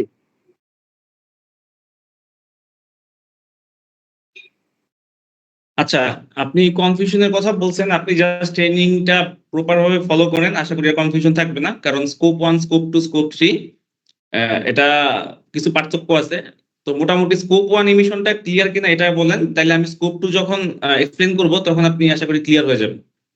তো এই পর্যন্ত যতটুকু আলোচনা হয়েছে স্কোপ 1 রিলেটেড, এটা তো ক্লিয়ার? জি, ক্লিয়ার মোটামুটি। ওকে, জি, ঠিক আছে। আমি মিস্টার ওয়াসিম, জি ওয়াসিম, আপনাকে আমরা মাইক অ্যালাউ করেছি। আপনার যদি কিছু জিজ্ঞাসা থাকে। জি, শুনতে পাচ্ছেন? জি, শুনতেছি, বলুন। ধন্যবাদ। আচ্ছা, আপনি তো বললেন যে অ্যাবসলিউটের কথা আর কি। আমরা যদি ফ্যাসিলিটি এক্সটেনশনে যাই, যে আমার প্রোডাকশন যদি বাড়ানো হয়, তাহলে আমরা তখন কিভাবে কি করব, কেপিআই যদি না হয়? এটা হচ্ছে প্রতি 5 বছর পর পর আপনি এসবিটিআই গাইডলাইনে দেখবেন যে প্রতি 5 বছর পর পর আপনার টার্গেটটাকে রিভাইজ করা হয়, বা দেখা যাচ্ছে এরকম যদি হয়, বা জিজি প্রোটোকল ধরে যদি আমি বলি,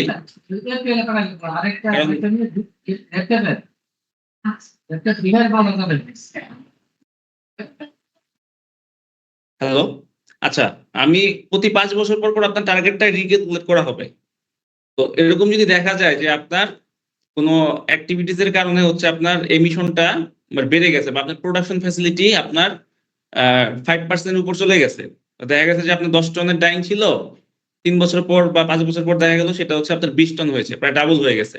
তো এইসব ক্ষেত্রে কিন্তু আপনার একটা বেসলাইন কারেকশনের তারা সুযোগ দেয়, এবং 5 বছর পর টার্গেটটাকে আপনার রিক্যালকুলেট করা হয়।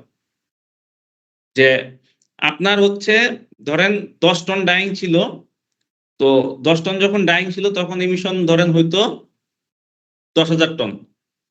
তো 3 বছর পর আপনার 20 টন ক্যাপাসিটি হয়েছে, 20 টন ক্যাপাসিটি হয়েছে। তো এখন কি ওই এমিশন কি তাহলে আপনার 20 টন হবে? 20 টন তো এমিশন হবে না, বা 20,000 টন এমিশন তো হবে না।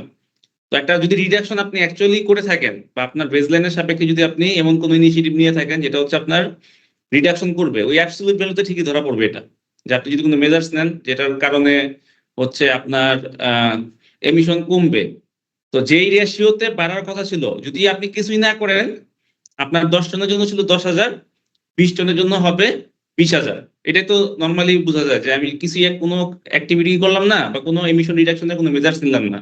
কিন্তু যদি আপনি কোনো মেজার্স নিয়ে থাকেন তখন তো আর তখন ওই 20 টনের জন্য তো 20,000 হবে না, 20 টনের জন্য তখন দেখা গেল যে 15,000 হইলো বা 14,000 হইলো। তখন হচ্ছে আপনি ওইটার উপরেও আবার এই জিনিসটাকে রিক্যালকুলেট হবে এবং টার্গেটটা আপনার হচ্ছে রিক্যালকুলেট করে আবার বেসলাইনটাও আপনি তখন চেঞ্জ করার একটা অপশন হাতে পাবেন। তো এটা নিয়ে চিন্তা করার কিছু নাই এবং এসবিটিআই কিন্তু ওই অপশনটা দেয়া আছে। একটু পর যখন আমরা টুল নিয়ে দেখাবো তখন আপনি দেখবেন যে আপনি বেসলাইন ইয়ার সিলেক্ট করলেন হচ্ছে 2020। তো বেসলাইন ইয়ার 2020, এখন ধরেন দেখা গেছে যে 2021 সালে হচ্ছে বা 22 সালে হচ্ছে আপনার চেঞ্জ আসছে। তো 20 সালের একটা এমিশন থাকবে ওখানে, যে বেসলাইন একটা এমিশন থাকবে। তো ওখানে আরেকটা টার্ম আছে যে মোস্ট রিসেন্ট ইয়ার। তো মোস্ট রিসেন্ট ইয়ারে গিয়ে দেখা গেল যে আপনার এইসব অ্যাক্টিভিটিস এর কারণে বা প্রোডাকশন ক্যাপাসিটি যে বাড়ছে এর কারণে আপনার এমিশনটা বেড়ে গেল। তো বেসলাইনে ধরেন ছিল কথার কথা 1000 টন আপনার এমিশন, টোটাল এমিশন, কিন্তু আপনি মোস্ট রিসেন্ট ইয়ারে এসে দেখলেন ওটা হয়ে গেছে আপনার 1500 টন। তো তখন হচ্ছে আপনার রিভাইজ টার্গেটটা কি হবে ওটা কিন্তু টুলি অটোমেটিকলি ক্যালকুলেট করে দিবে, যে আপনার তখন বলে দিবে যে তোমাকে যে তুমি যদি 2030 সালের ভিতরে তোমাকে কত পার্সেন্ট কমাইতে হবে, এরকম একটা গাইডলাইন কিন্তু এসবিটি টুল থেকে আপনি পাবেন। তো টার্গেটটা আপনাকে ম্যানুয়ালি ক্যালকুলেট করা লাগবে না, এটা টুল থেকেই জিনিসটা ক্যালকুলেট করে দেওয়া হবে আপনাদেরকে। জি, আমরা যা দেখেছি স্কোপ 1-2 এর জন্য 42% আর হচ্ছে স্কোপ 3 এর জন্য 25% ডিডাকশনের একটা টার্গেট ওনারা দিয়ে দিন। ধরেন আমি 22 সালে এগেইনস্টে আমার এটা দিছে 2030 সালে যে আমার 42% স্কোপ 1-2 কমাইতে হবে। দেখা গেল আমার 2029 সালে যে আমার এক্সপানশন হলো, তাহলে তখন আমি কি করব? তখন আমার টার্গেটটা কি হবে? তখন রিক্যালকুলেট হবে। তো আপনি এটাও হয়তো লক্ষ্য করছেন যে এটা কিন্তু 30 পর্যন্ত কিন্তু শেষ না, 30 এর হ্যাঁ। পরেও কিন্তু আপনি চাইলে টার্গেট দিতে পারবেন। জি, ওটা তো তখন- 2030 এ তো এটা হচ্ছে একটা নেট জিরো প্রোগ্রাম আছে আর এটা হচ্ছে নিয়ার ফিউচারের জন্য একটা আছে, যেটা নিয়ার ফিউচার যেটা ওটা 2030 আর কি। একটা নেট Target জিরো ওটা হচ্ছে আলটিমেটলি দুই প্রকার। 2050। জি, আমি বুঝতে পেরেছি আপনার কোশ্চেনটা, আমি একটু বলি। যেটা হচ্ছে আপনার 30 সালের ভিতর হচ্ছে যে 42%, এটা কেন বলতেছে এটার ব্যাকগ্রাউন্ডটা জানা লাগবে আগে। তো আমাদের যে ইউএনডিপির গ্যাপ অ্যানালাইসিস রিপোর্ট, ওটা যদি আপনি একটু খুলে দেখেন, ওখানে বলা আছে যে আমাদের যে এমিশন প্যাটার্ন, আমাদের টার্গেটটা কি, আলটিমেট টার্গেটটা হচ্ছে আমার এমিশনটাকে বা আমাদের গ্লোবাল এভারেজ টেম্পারেচারের যে ডিফারেন্সটা ওটাকে 1.5 এর ভিতর রাখা। তো ইউএনডিপি রিপোর্ট অনুযায়ী এই কাজটা যদি করতে চান তাহলে আপনাকে টোটাল গ্লোবাল এমিশন, যে আমার পুরো পৃথিবীতে যে পরিমাণ এমিশন হয় ওই এমিশনকে 2030 সালের ভিতর আপনার অ্যাটলিস্ট 42% কমাইতে হবে। যদি আপনি 42% কমাইতে পারেন তাইলে হচ্ছে আপনি নেট জিরোর সাথে অ্যালাইন্ড, এই জিনিসটা আপনি ডিক্লেয়ার করতে পারবেন। আদারওয়াইজ কিন্তু আপনি নেট জিরো অ্যাচিভ করতে পারবেন না। তো তখন হচ্ছে জাস্ট একটা গাইডলাইন, রাফ একটা গাইডলাইন দিয়ে দিচ্ছে যে আপনার যেই এমিশন রিডাকশন এটা হচ্ছে আপনার 30 সালের ভিতর হচ্ছে 42% হইতে হবে। তো 42% যদি কমাইতে পারেন, টোটাল গ্লোবাল এমিশন যদি 42% না কমে তাহলে কিন্তু আমাদের নেট জিরো অ্যাচিভ করা পসিবল না। আর যদি আমরা নেট জিরো অ্যাচিভ করতে না পারি তাহলে কিন্তু আমরা ওই 1.5 যে লিমিটটা দেওয়া আছে ওটা কিন্তু আমরা রাখতে পারবো না, সেটা কিন্তু দেখা গেছে 2 ডিগ্রি ক্রস করে ফেলবে। তখন আমাদের যে কনসিকুয়েন্স গুলো আছে যেটা দেখছেন অলরেডি ওটা কিন্তু চলে আসবে। তো এই জন্য সব ব্র্যান্ড বা সবাই চাচ্ছে যে 2030 সালের ভিতর এটাকে 42% অ্যাটলিস্ট রিমুভ করা, আর 2050 সালের ভিতর সেটাকে আপনার 90% করতে হবে। তো 42% দিচ্ছে তো আপনার 30 সালের ভিতরে, আর সেটা হচ্ছে পুরোপুরি 90% করতে হবে 2050 সালের ভিতর। বাকি 10% যেটা থাকবে ওটাকে আপনি চাইলে অফসেট বা কার্বন ক্রেডিট কেনার মাধ্যমে জিনিসটাকে আপনি নিউট্রালাইজ করতে পারবেন, রেসিডুয়াল এমিশন যেটা। তো এখন দেখা গেল যে আপনি 42% এর জায়গায় আপনার হয়তো 30% রিডাকশন হইলো, ঠিক আছে। তো বাকি যে গ্যাপটা আছে তখন আপনি কি নিবেন? তখন তো নিয়ার টার্ম টার্গেট আপনি নিতে হবে না 5 থেকে 10 বছরের। এটা তো কন্টিনিউয়াস, যে আপনি একবারই তো চাইলে নেট জিরো টার্গেট অ্যাচিভ করতে পারবেন না। আপনাকে নিয়ার টার্ম টার্গেটের থ্রুতে জিনিসটাকে ওই সেট করতে হবে। তো এটা হচ্ছে প্রতি 5 বছর পর পর রিক্যালকুলেট হবে এবং এই অ্যাডজাস্টমেন্ট গুলো হইতে থাকবে। যে আপনি দেখলেন যে 29 সালে গিয়ে আপনার 30% আপনি অ্যাচিভ করতে পারলেন, তাহলে বাকি 12% কি হবে? তো বাকি 12%টা হচ্ছে পরবর্তী 5 বছরের সাথে আপনাকে অ্যাডজাস্ট করে দিবে এবং এটা 2050 সাল পর্যন্ত চলতে থাকবে এই প্রসেসটা। দাদা থ্যাংক ইউ। আমাদের আরো জায়গায় যেতে হবে। মাহমুদুল সাহেব, আপনাকে আমি অলরেডি মাইক অ্যালাউ করেছি। আপনার যদি কিছু বলার থাকে বলতে পারেন। আমরা কিছু সময় অপেক্ষা করব। যদি আপনি রেসপন্স না করেন সেক্ষেত্রে আপনি কিউএনএ তে কোশ্চেনটা করতে পারেন, অথবা বেশ কিছু কোশ্চেন আমাদের কাছে ইতিমধ্যে আসছে। আচ্ছা, আমি আসসালামু আগে আলাইকুম, হ্যান্ড শোনা যাচ্ছে আমাকে ভাই?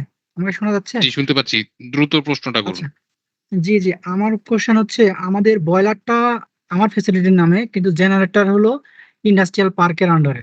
সেই ক্ষেত্রে আমাদের স্কোপ 1-2 ইফেক্টটা কেমন, কি মানে কোথায় কোনটা ট্রিটেড হবে একটু? জেনারেটরটা ইন্ডাস্ট্রিয়াল পার্ক, আমি এটা বুঝলাম। ইন্ডাস্ট্রিয়াল পার্ক কি আপনাদের ফ্যাক্টরির মালিকানাধীন বা বাইরে এরকম অন্য কোনো থার্ড পার্টি এরকম না, কিছু? মালিকানা আমাদেরই, মানে ইন্ডাস্ট্রিয়াল পার্ক। আমরা একটা ইন্ডাস্ট্রিয়াল পার্কের মধ্যে আমরা একটা চরকা টেক্সটাইল। আচ্ছা, তো সেই ক্ষেত্রে জেনারেটর যদি আপনাদের নামে না থাকে, মানে সহজ কথা হচ্ছে জেনারেটরটা আপনাদের নামে নাই, তাই তো? জি। তখন জেনারেটরের যে ইলেকট্রিসিটি ইউজ করবেন সেটা স্কোপ 2 তে যাবে, সেটা স্কোপ 1 এ যাবে না তো? ব্যাস ডান আচ্ছা, দাদা, ডান। বয়লার আর কিছু? বয়লার বলার আপনার বয়লার নামে স্কোপ আপনার 1 এ যাবে, স্কোপ 1 এ যাবে। জি, থ্যাংক ইউ। বয়লার স্কোপ 1 এ যাবে। ওকে, আমরা পরের প্রশ্নে যাব। আমরা একটু শর্টকাটের প্রশ্নের অ্যান্সার দিব। কামরুল হাসান, জি আপনার প্রশ্নটা। জি, আপনাকে আনমিউট করতে হবে। জি বলুন, বলুন। জি, শুনতে পাচ্ছেন না? জি এখন শুনতে পাচ্ছি, বলুন। আচ্ছা, আমার একই প্রিমিসেসে 3টা ফ্যাক্টরি। তো সেক্ষেত্রে ওকে, একটা হলো ইয়াং ডাইং ইউনিট, একটা হলো ফেব্রিক ডাইং ইউনিট, একটা হলো কাট টু প্যাক ইউনিট। তো সেক্ষেত্রে আমি কিভাবে কি বলে অ্যাবসোলিউট কেপিআইটা করব? অ্যাবসলিউট কোনো কেপিআই এর কথা বলেননি, অ্যাবসলিউট রিডাকশন টার্গেটের কথা হ্যাঁ, বলছেন। অ্যাবসোলিউট রিডাকশনটা কিভাবে করব? অ্যাবসলিউট রিডাকশন, 3টা ফ্যাসিলিটি যদি থাকে 3টা আলাদা আলাদা আপনাকে টার্গেট সেট করতে হবে স্বাভাবিকভাবেই। এবং সেই জায়গায় অ্যাবসলিউট রিডাকশন আপনি কি বলতেছেন, পাথওয়েটা কি হবে, কিভাবে কি করবেন? জি। পাথওয়ে নিয়ে আমরা এখন আলোচনা করতেছি না। না, না, তা তো না, আপনি বাট আমি নরমাল অ্যাবসোলিউটটা কিভাবে কাউন্ট করব? যেহেতু আমার ইয়ান ডাইং এরটা আমার আলাদা শিপমেন্ট হয়ে যাচ্ছে। ফেব্রিক ডাইং এর কিছু অংশ আমার কাট টু প্যাকে আসছে, আর কিছু অংশ সাবকন্ট্রাক্ট হিসেবে চলে যাচ্ছে। আবার ফাইনাল প্রোডাক্ট হিসেবে কিছু গার্মেন্টস আছে। তো সেক্ষেত্রে আমার নরমালাইজটা অ্যাবসোলিউটটা কিভাবে হবে? প্রসঙ্গটা তো আপনার কোথায় কোনটা ডেলিভারি হচ্ছে সেটা না। প্রসঙ্গটা তো আপনার ইমিশনটা কোন ফ্যাক্টরির আন্ডারে কোনটা হচ্ছে, রাইট? তো সেখান হ্যাঁ। থেকে আপনাকে টার্গেটটা নিতে হবে। সাপোজ আপনার ইয়ান ডাইং ফ্যাসিলিটিতে আপনি যা ইউজ করতেছেন, সেই এমিশন গুলো জি। ক্যালকুলেট করতে হবে। স্কোপ 1 এ কোনটা পড়তেছে, কোনটা স্কোপ 2 তে পড়তেছে। যেটা নিয়ে এতক্ষণ আলোচনা হইলো। সেইটা অনুযায়ী আপনাকে ডিসাইড করে আপনি টুলে বসাইলে আপনাকে একটা টার্গেট দিয়ে দিবে। সেটা পাবলিকলি বাট ডিসক্লোজ আমরা করবেন। 3 ফ্যাক্টরিকে একই প্রিমিসেসে হওয়ার কারণে সবকিছু আমরা একইভাবে কাউন্ট করি। হ্যাঁ, একইভাবে কাউন্ট করেন। সেক্ষেত্রে ওই যে কনসিডারেশন আনতে হবে আপনার কোন কোম্পানির নামে, এই ৩টার মধ্যে কোন কোম্পানির নামে বয়লার রেজিস্ট্রেশন, কোন কোম্পানির নামে জেনারেটরের রেজিস্ট্রেশন, সেটা তার স্কোপ 1 এ পড়বে। আর যারা আ কি বলে বয়লার আছে একটা ফ্যাক্টরির নামে কিন্তু আরো ২টা ইউজ করে, তাদের নামে আপনি যদি ইমিশন রিডাকশন টার্গেট নিতে চান, তাহলে সেখানে স্টিম সেটা ইউজ করতেছেন পারচেজ স্টিম হিসাবে দেখাইতে হবে। স্কোপ 2 তে যাবে। সো ইমিশনের ডিফারেন্স আসবে। কোনটা স্কোপ 1 এ যাবে, কোনটা স্কোপ 2 তে যাবে। ৩টার জন্য ডিপেন্ডিং অন ইওর অ্যাপ্লিকেবিলিটি।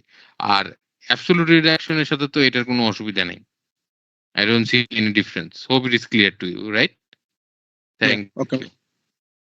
জেরেঞ্জের ইন্টিমেটস, আমি আপনাকে মাইক অ্যালাউ করলাম। আপনি আপনার প্রশ্নটা করুন। জেরেঞ্জের ইন্টিমেটস লিমিটেড। আচ্ছা, আপনার প্রশ্ন যদি না থাকে সেক্ষেত্রে আমরা চ্যাট বক্সে কোনো প্রশ্ন আছে কিনা দেখব। ফায়ার এক্সটিংগুইশার নিয়ে আমাদের প্রশ্ন আছে। এটা আমাদের আলোচনায় আসবে পরবর্তীতে। Yes, I'll send my mobile number, no problem. Okay.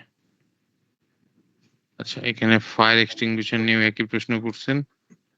আচ্ছা, তারপরে সাজেদুল্লাহ সাজিব উনি প্রশ্ন করছেন জি target how to make public declaration. আমরা মনে হয় এটা নিয়ে আমরা অলরেডি ডিসকাস করছি। পাবলিক ডিক্লারেশন আপনার কোম্পানির ওয়েবসাইটে আপনাকে করতে হবে।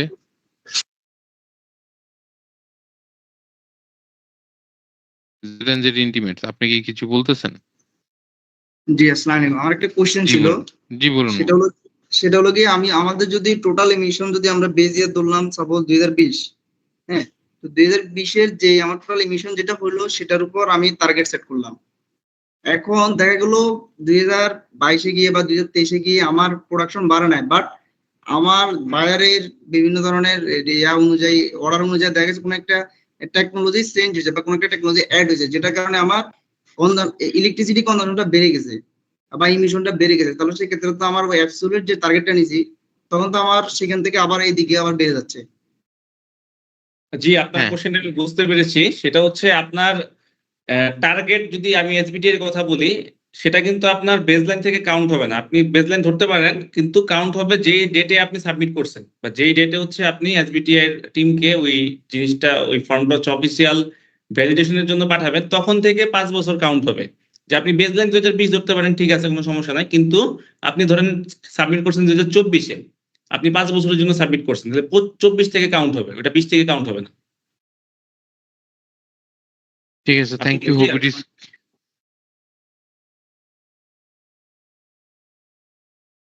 জেড এন্ড জেড ইন্টিমেটস, আপনার কি প্রশ্ন উত্তরটা পেয়েছেন আপনি? জি জি, thank you. Thank you so much. আচ্ছা, আমরা ছিলাম হলো কিউ&এ তে। পাবলিক ডিক্লারেশনের বিষয়ে আমরা কথা বলেছি। CO2 fire extinguisher, do you have meters, how to use measure that. আপনি যে পরিমাণ রিফিল করবেন সেইটাকেই ধরবেন আপনি ফায়ার এক্সটিংগুইশারের জন্য। আর যেহেতু আপনি CO2 ইউজ করতেছেন, সো যত কেজি রিফিল করবেন তত কেজি ইমিশন হবে। প্লাস UNFCCC তে আপনি দেখতে পাবেন, এটা অলরেডি দাদা বলছে, আরো সামনে বলবে, need exact guideline for scope 1, 2। Scope 1, 2 নিয়ে আমরা বহুবার আলোচনা করেছি। আশা করি এটা বুঝতে পেরেছেন। So if you want to measure specific year, not every year. Mister Tauhidul Islam, আপনি প্রশ্ন করেছেন যে আপনারা প্রত্যেক বছরের জন্য টার্গেট নিতে চাচ্ছেন না, একটা নির্দিষ্ট বছর, মানে একবারে 2030 সাল বা যে সময়ই হোক, লং টার্মে একটা টার্গেট ডিক্লারেশন করতেছেন। হ্যাঁ, আমরা সেটাই চাচ্ছি, কিন্তু আপনাকে তো পরিকল্পনা করতে হবে। প্রত্যেক বছরে আপনি যদি অল্প অল্প করে না কমান, তাহলে তো আর একবারে আপনি অল অফ এ সার্টেন এটা রিচ করতে পারবেন না। সো এটা কোনো প্র্যাকটিক্যাল, মানে জাস্ট রিকোয়ারমেন্টটা ফুলফিল করা হবে, কিন্তু আমরা তো রিকোয়ারমেন্ট ফুলফিল করে, এখন রিকোয়ারমেন্ট এইটা, কিন্তু ভবিষ্যতে তো আমরা আপনাদের সাথে কথা বলবো যে আপনি কি ইনিশিয়েটিভ নিছেন এই জিনিসটা ফুলফিল করার জন্য।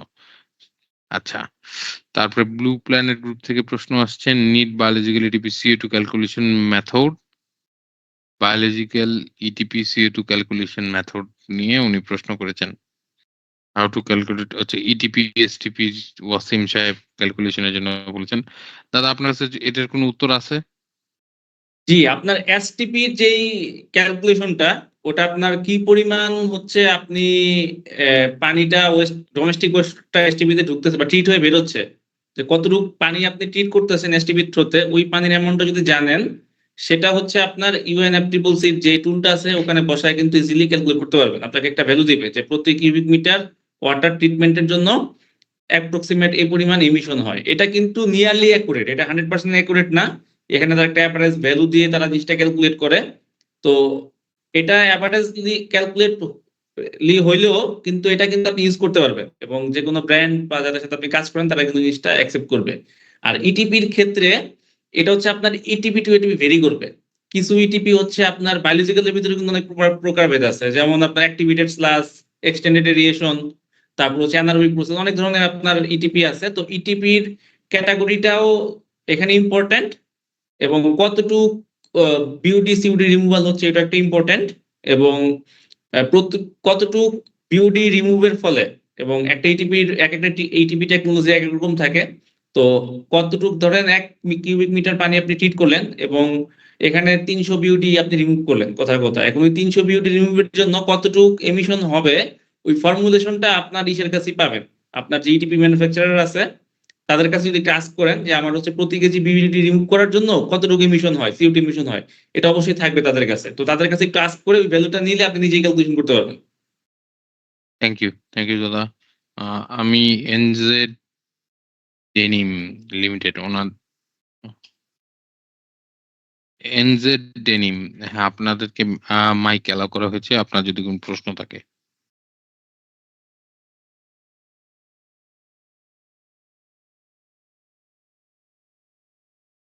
ওকে, if it is unintentional then we will move to the next one. ঠিক আছে, থ্যাংক ইউ। এখন পর্যন্ত আনঅ্যান্সার্ড কোনো কোশ্চেন নাই, আমরা সামনে আগাইতে পারি দাদা। Thank you. Okay, thank you দাদা। তো পরের টপিকটা হচ্ছে আপনার স্কোপ 2। তো স্কোপ 2 হচ্ছে ইনডিরেক্ট। আপনি আগে ইনডিরেক্ট এমিশনটা বোঝেন। ইনডিরেক্ট এমিশনটা হচ্ছে আপনার যে এমিশনটা আপনার ফ্যাক্টরিতে হচ্ছে না, আপনার কোনো অ্যাক্টিভিটিস এর কারণে হচ্ছে কিন্তু এমিশনটা আপনার ফ্যাক্টরিতে হচ্ছে না, সেই ধরনের এনার্জি রিলেটেড যেই অ্যাক্টিভিটিস গুলো আছে ওগুলোর জন্য যে এমিশন গুলো হবে ওটা আপনার স্কোপ 2 তে যাবে। কথার কথা, আপনি যেমন গ্রিড থেকে আপনি ইলেকট্রিসিটি নেন, তো গ্রিড থেকে আপনি ইলেকট্রিসিটি নিচ্ছেন, আপনার নিজে তো কোনো এমিশন করতেছেন, আপনি জাস্ট ইলেকট্রিসিটি ইউজ করতেছেন। তো আপনার ইলেকট্রিসিটি ইউজের জন্য আপনার ফ্যাক্টরিতে তো কোনো এমিশন হচ্ছে না। এমিশন কোথায় হচ্ছে? এমিশন হচ্ছে অন্য কোনো জায়গায়, সেটা হতে পারে কোনো পাওয়ার প্ল্যান্টে। কারণ আমরা জানি পাওয়ার প্ল্যান্ট হচ্ছে জেনারেট করে বিদ্যুৎ, সেটা হচ্ছে গ্রিডের থ্রুতে আমাদের কাছে আসে। তো আপনি যে বিদ্যুৎটা ইউজ করতেছেন ওটার জন্য আপনার ফ্যাক্টরিতে কোনো এমিশন হচ্ছে না, কিন্তু এমিশনটা হচ্ছে কোনো পাওয়ার প্ল্যান্টে। তো এই জন্য আপনার যে এমিশনটা এখানে দায়ী হবে ওটা আপনার স্কোপ 2 তে ক্যালকুলেট করতে হবে। তো স্কোপ 2 মানে হচ্ছে ইনডিরেক্ট এমিশন, এটা হচ্ছে ডিরেক্ট এমিশন না, এটার উপর আমাদের কন্ট্রোল থাকে না। যেমন আপনি গ্রিড থেকে ইলেকট্রিসিটি নিতে পারেন, অথবা সাপোজ এরকম অনেক ফ্যাক্টরি এখানে দেখলাম যে কমন ইউটিলিটি আছে, এক ফ্যাক্টরির নামে বয়লার, আরেকটা ফ্যাক্টরি বয়লার থেকে হচ্ছে আপনার পাইপলাইনের মাধ্যমে স্টিম নেয়। তো যেই ফ্যাক্টরি স্টিমটা নিচ্ছে, তো ওই স্টিম নেওয়ার ফলে ওই ফ্যাক্টরিতে তো কোনো এমিশন হচ্ছে না, যেটা হচ্ছে সেটা হচ্ছে পাশের ফ্যাক্টরিতে। তো ওই যেই স্টিম ইউজের সাথে যে এমিশনটুকু দায়ী সেটা ক্যালকুলেটেড হয়ে আপনার স্কোপ 2 ইনভেন্টরিতে ঢুকবে। এরকম অনেক ফ্যাক্টরি আছে অ্যাভেলেবল যে তাদের নিজস্ব কোনো জেনারেটর নাই, তারা হচ্ছে জেনারেটরের জন্য ইনভেস্টমেন্টও যাবে না, তারা হচ্ছে পাশের ফ্যাক্টরি থেকে সোর্স করে, এনার্জি সোর্স করে বা ইলেকট্রিসিটি পাশের ফ্যাক্টরি থেকে সোর্স করে। এরকম ক্ষেত্রেও কিন্তু এটা পারচেজ ইলেকট্রিসিটি এবং এই যে ভ্যালুটা ওটা কিন্তু আপনার স্কোপ 2 ভিতরে ইনক্লুডেড হবে। এবং এটা হইতে পারে আপনার কম্প্রেসড এয়ার, যে আপনার নিজস্ব কোনো কম্প্রেশন নাই, আপনি পাশের একটা ফ্যাক্টরি থেকে কম্প্রেসড এয়ার নিচ্ছেন, তার মানে কি এক ধরনের এনার্জি কিনে আপনি ইউজ করতেছেন আপনার ফ্যাক্টরিতে। তো কম্প্রেসরটা পাশের ফ্যাক্টরিতে হয়, আপনি নিজস্ব কোনো যেহেতু এমিশন সোর্স নাই, তখন হচ্ছে পাশের ফ্যাক্টরি যেই যতটুকু এমিশন হবে ইলেকট্রিসিটি রিলেটেড এটা কিন্তু আপনার স্কোপ 2 তে চলে যাবে। আবার এরকম হইতে পারে চিলড ওয়াটার আপনি পারচেজ করতেছেন, যে আপনার নিজস্ব কোনো চিলার নাই, আপনি আরেকটা পাশের ফ্যাক্টরি থেকে ঠান্ডা পানি চিলড ওয়াটার এটা সোর্স করতেছেন। এটা বাংলাদেশে খুব কম দেখা যায়, এটা হচ্ছে বাইরের কান্ট্রি যেগুলা ঠান্ডা যে দেশগুলো আছে ওখানে তারা এই জিনিসটা করে, জাস্ট চিলিং পারপাসে চিলারের যে জন্য যে পানি ঠান্ডা পানিটা সেটা হচ্ছে অন্য জায়গা থেকে সোর্স করে। তো এটার জন্য যে এমিশনটা হবে এটাও কিন্তু আপনার স্কোপ 2 তে যাবে। এবং আপনি একটা কথা সবসময় মনে রাখবেন যে স্কোপ 2 শুধুমাত্র এনার্জি রিলেটেড ইনডিরেক্ট এমিশন, যে আপনি এনার্জি ইউজ করতেছেন। এনার্জি কি কি হতে পারে? এনার্জি আপনার স্টিম হতে পারে, স্টিমের থ্রুতে আপনি এনার্জি নিচ্ছেন, ইলেকট্রিসিটির থ্রুতে আপনি এনার্জি নিচ্ছেন, তারপর যদি কম্প্রেসড এয়ার পারচেজ করেন কোনো ফ্যাক্টরি থেকে আপনি এনার্জি নিচ্ছেন, চিলড ওয়াটার সেটার ভিতরেও এনার্জি আছে। তো এনার্জি রিলেটেড যেই এমিশন এই ইউজ গুলো আছে, এনার্জি ইউজ করার জন্য যে এমিশন গুলো হবে ওগুলাকে আপনি লিপিবদ্ধ করবেন বা নোট ডাউন করবেন হচ্ছে স্কোপ 2 তে। তো এটা হচ্ছে স্কোপ 2 এক্সাম্পল কিছু, এটা অলরেডি আলাপ আলোচনা করা হয়ে গেছে। তো আমি হচ্ছে চলে যাই হচ্ছে স্কোপ 3 তে। তো এটা হচ্ছে একটা বড় জিনিস এবং এটা নিয়ে অনেক কনফিউশন আছে এবং অনেকের অনেক কোশ্চেন থাকবে স্কোপ 3 নিয়ে। স্কোপ 3 টা আসলে কি? তো স্কোপ 3 হচ্ছে আপনার, এটাও ইনডিরেক্ট এমিশন, স্কোপ 3 টাও হচ্ছে আপনার ইনডিরেক্ট এমিশন। এটা হচ্ছে আপনার কোনো অ্যাক্টিভিটিস এর কারণে হবে না, অথবা এনার্জি রিলেটেড কোনো ইস্যুর জন্য এই এমিশনটা হবে না। তো এমিশনটা হবে কিভাবে? আপনার সাপ্লাই চেইনের জন্য। তো ধরেন আপনি কিছু কটন ইয়ার্ন পারচেজ করছেন কোনো ইয়ার্ন সাপ্লায়ার থেকে। তো ইয়ার্ন সাপ্লায়ার কি করছে, বা একটা স্পিনিং মিলের কথা যদি চিন্তা করি, সেখানে কি হয়, আপনার তুলা ঢোকে, তুলাটা আপনার সুতায় কনভার্ট হয়। তো ওই স্পিনিং মিলে এই কাজটা করতে একটা এমিশন থাকবে। এমিশন থাকলে হচ্ছে একটা স্পিনিং মিল ধরেন তার টোটাল প্রোডাকশন 1000 টন এবং টোটাল এমিশনও 1000 টন, তাহলে কি কেপিআই যদি করে তখন তাহলে কি প্রতি কেজি ইয়ার্নের বিপরীতে 1 কেজি করে carbon die oxide equivalent generate হয়। তো ওই যে এমিশনটুকু আপনি হয়তো তার কাছ থেকে হয়তো 100 কেজি কিনলেন, তখন ওই 100 কেজির জন্য যতটুকু এমিশন মানে অ্যালোকেটেড হয় ওই এমিশনটা কিন্তু আপনার নোট ডাউন করতে হবে এবং এটা কিন্তু আপনার স্কোপ 3 তে যাবে।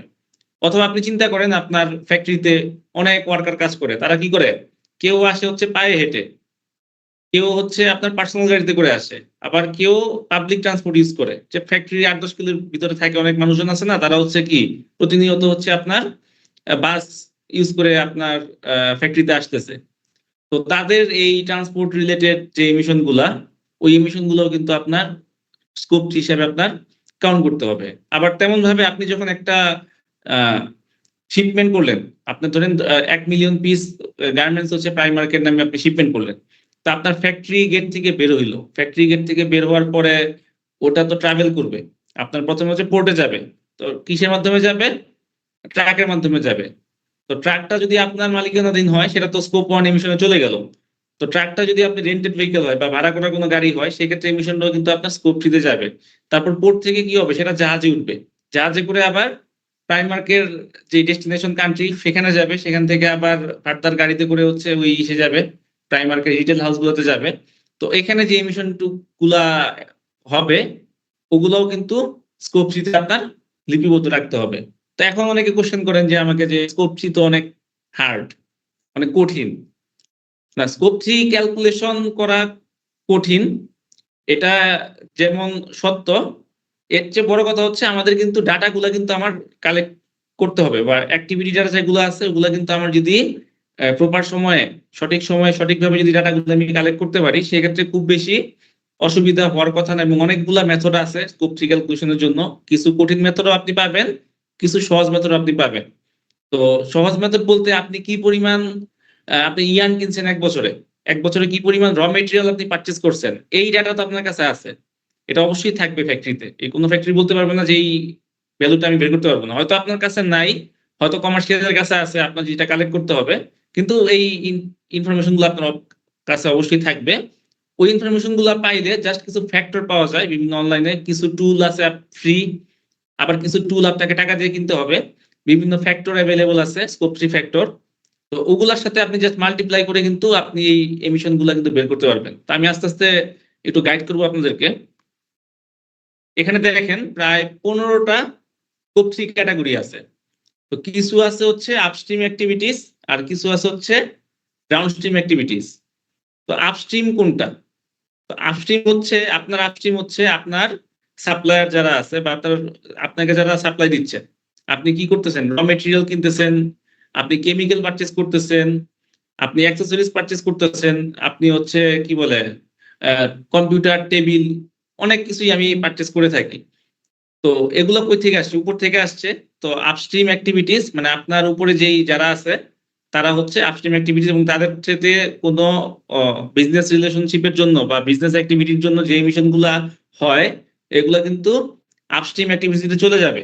এবং ডাউনস্ট্রিম অ্যাক্টিভিটিস কোনগুলা? আপনার কাছ থেকে যাওয়ার পরে বা আপনি যখন প্রোডাক্টটা আপনার ফ্যাক্টরি গেট থেকে বের হয়ে গেল তখন থেকে যে এমিশন গুলা বা তখন থেকে যেই আপনার বিজনেস অ্যাক্টিভিটির ফলে যে এমিশন গুলা হবে সেগুলা কিন্তু ডাউনস্ট্রিম অ্যাক্টিভিটিসে চলে যাবে। তো আসলে স্কোপ 3 যেই আমরা যে ট্রেনিং দিই সাধারণত সেগুলো হচ্ছে 2 দিনের ট্রেনিং হয়। তো আসলে এই ট্রেনিংটা হচ্ছে আপনার 3 ঘন্টার। তো স্কোপ 3 নিয়ে যদি আলাপ করতে বসি ডিটেলসে আপনার 2 দিনের আলোচনা শেষ হবে না। তো যেহেতু সময় কম আমি একটু দ্রুত যাব।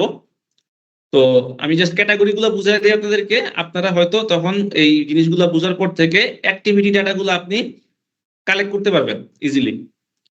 যেমন এখানে হচ্ছে আপনার প্রথমে আছে পারচেজ গুডস এন্ড সার্ভিস। তো আমি আমার 1 বছরে আমি আমার ফ্যাক্টরিতে কি পরিমাণ আমি র মেটেরিয়াল পারচেজ করছি সেই ডাটা আছে। সেখান থেকে আপনি যদি জিনিসগুলোকে রেকর্ড করেন আপনি এই ক্যাটাগরির এমিশনটা ক্যালকুলেট করতে পারবেন।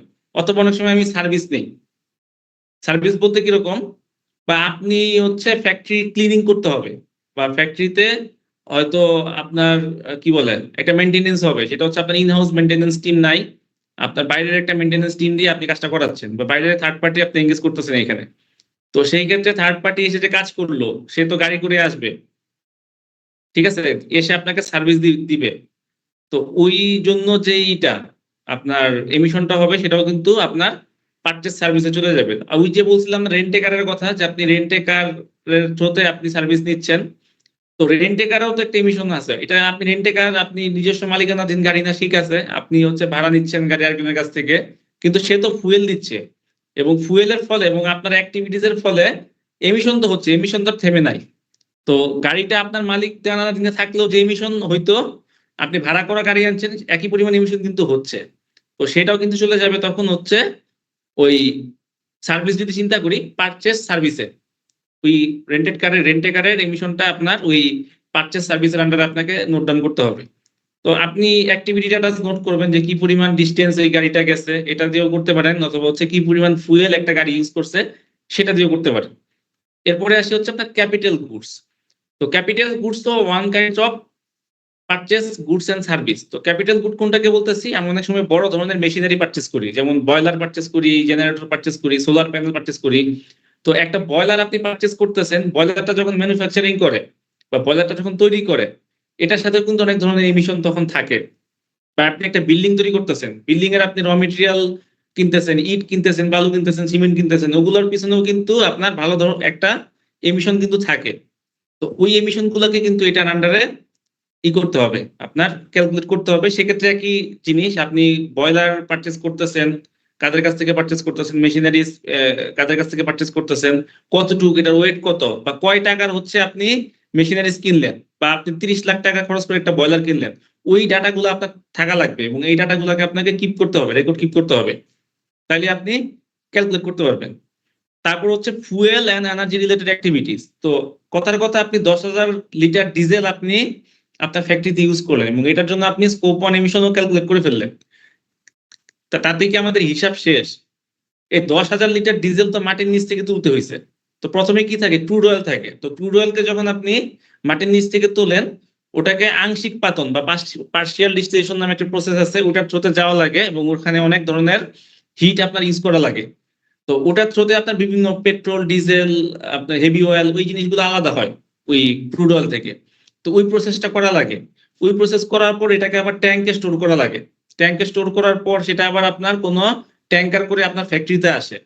এই যে এমিশন গুলা হয় ওটার থ্রোতে, বা একটা ফুয়েল আপনি যখন মাটির নিচ থেকে এক্সট্রাক্ট করেন, আপনার ফ্যাক্টরি গেট পর্যন্ত আসা পর্যন্ত যে এমিশন গুলা হয়, তো ওই এমিশন গুলা কিন্তু আপনি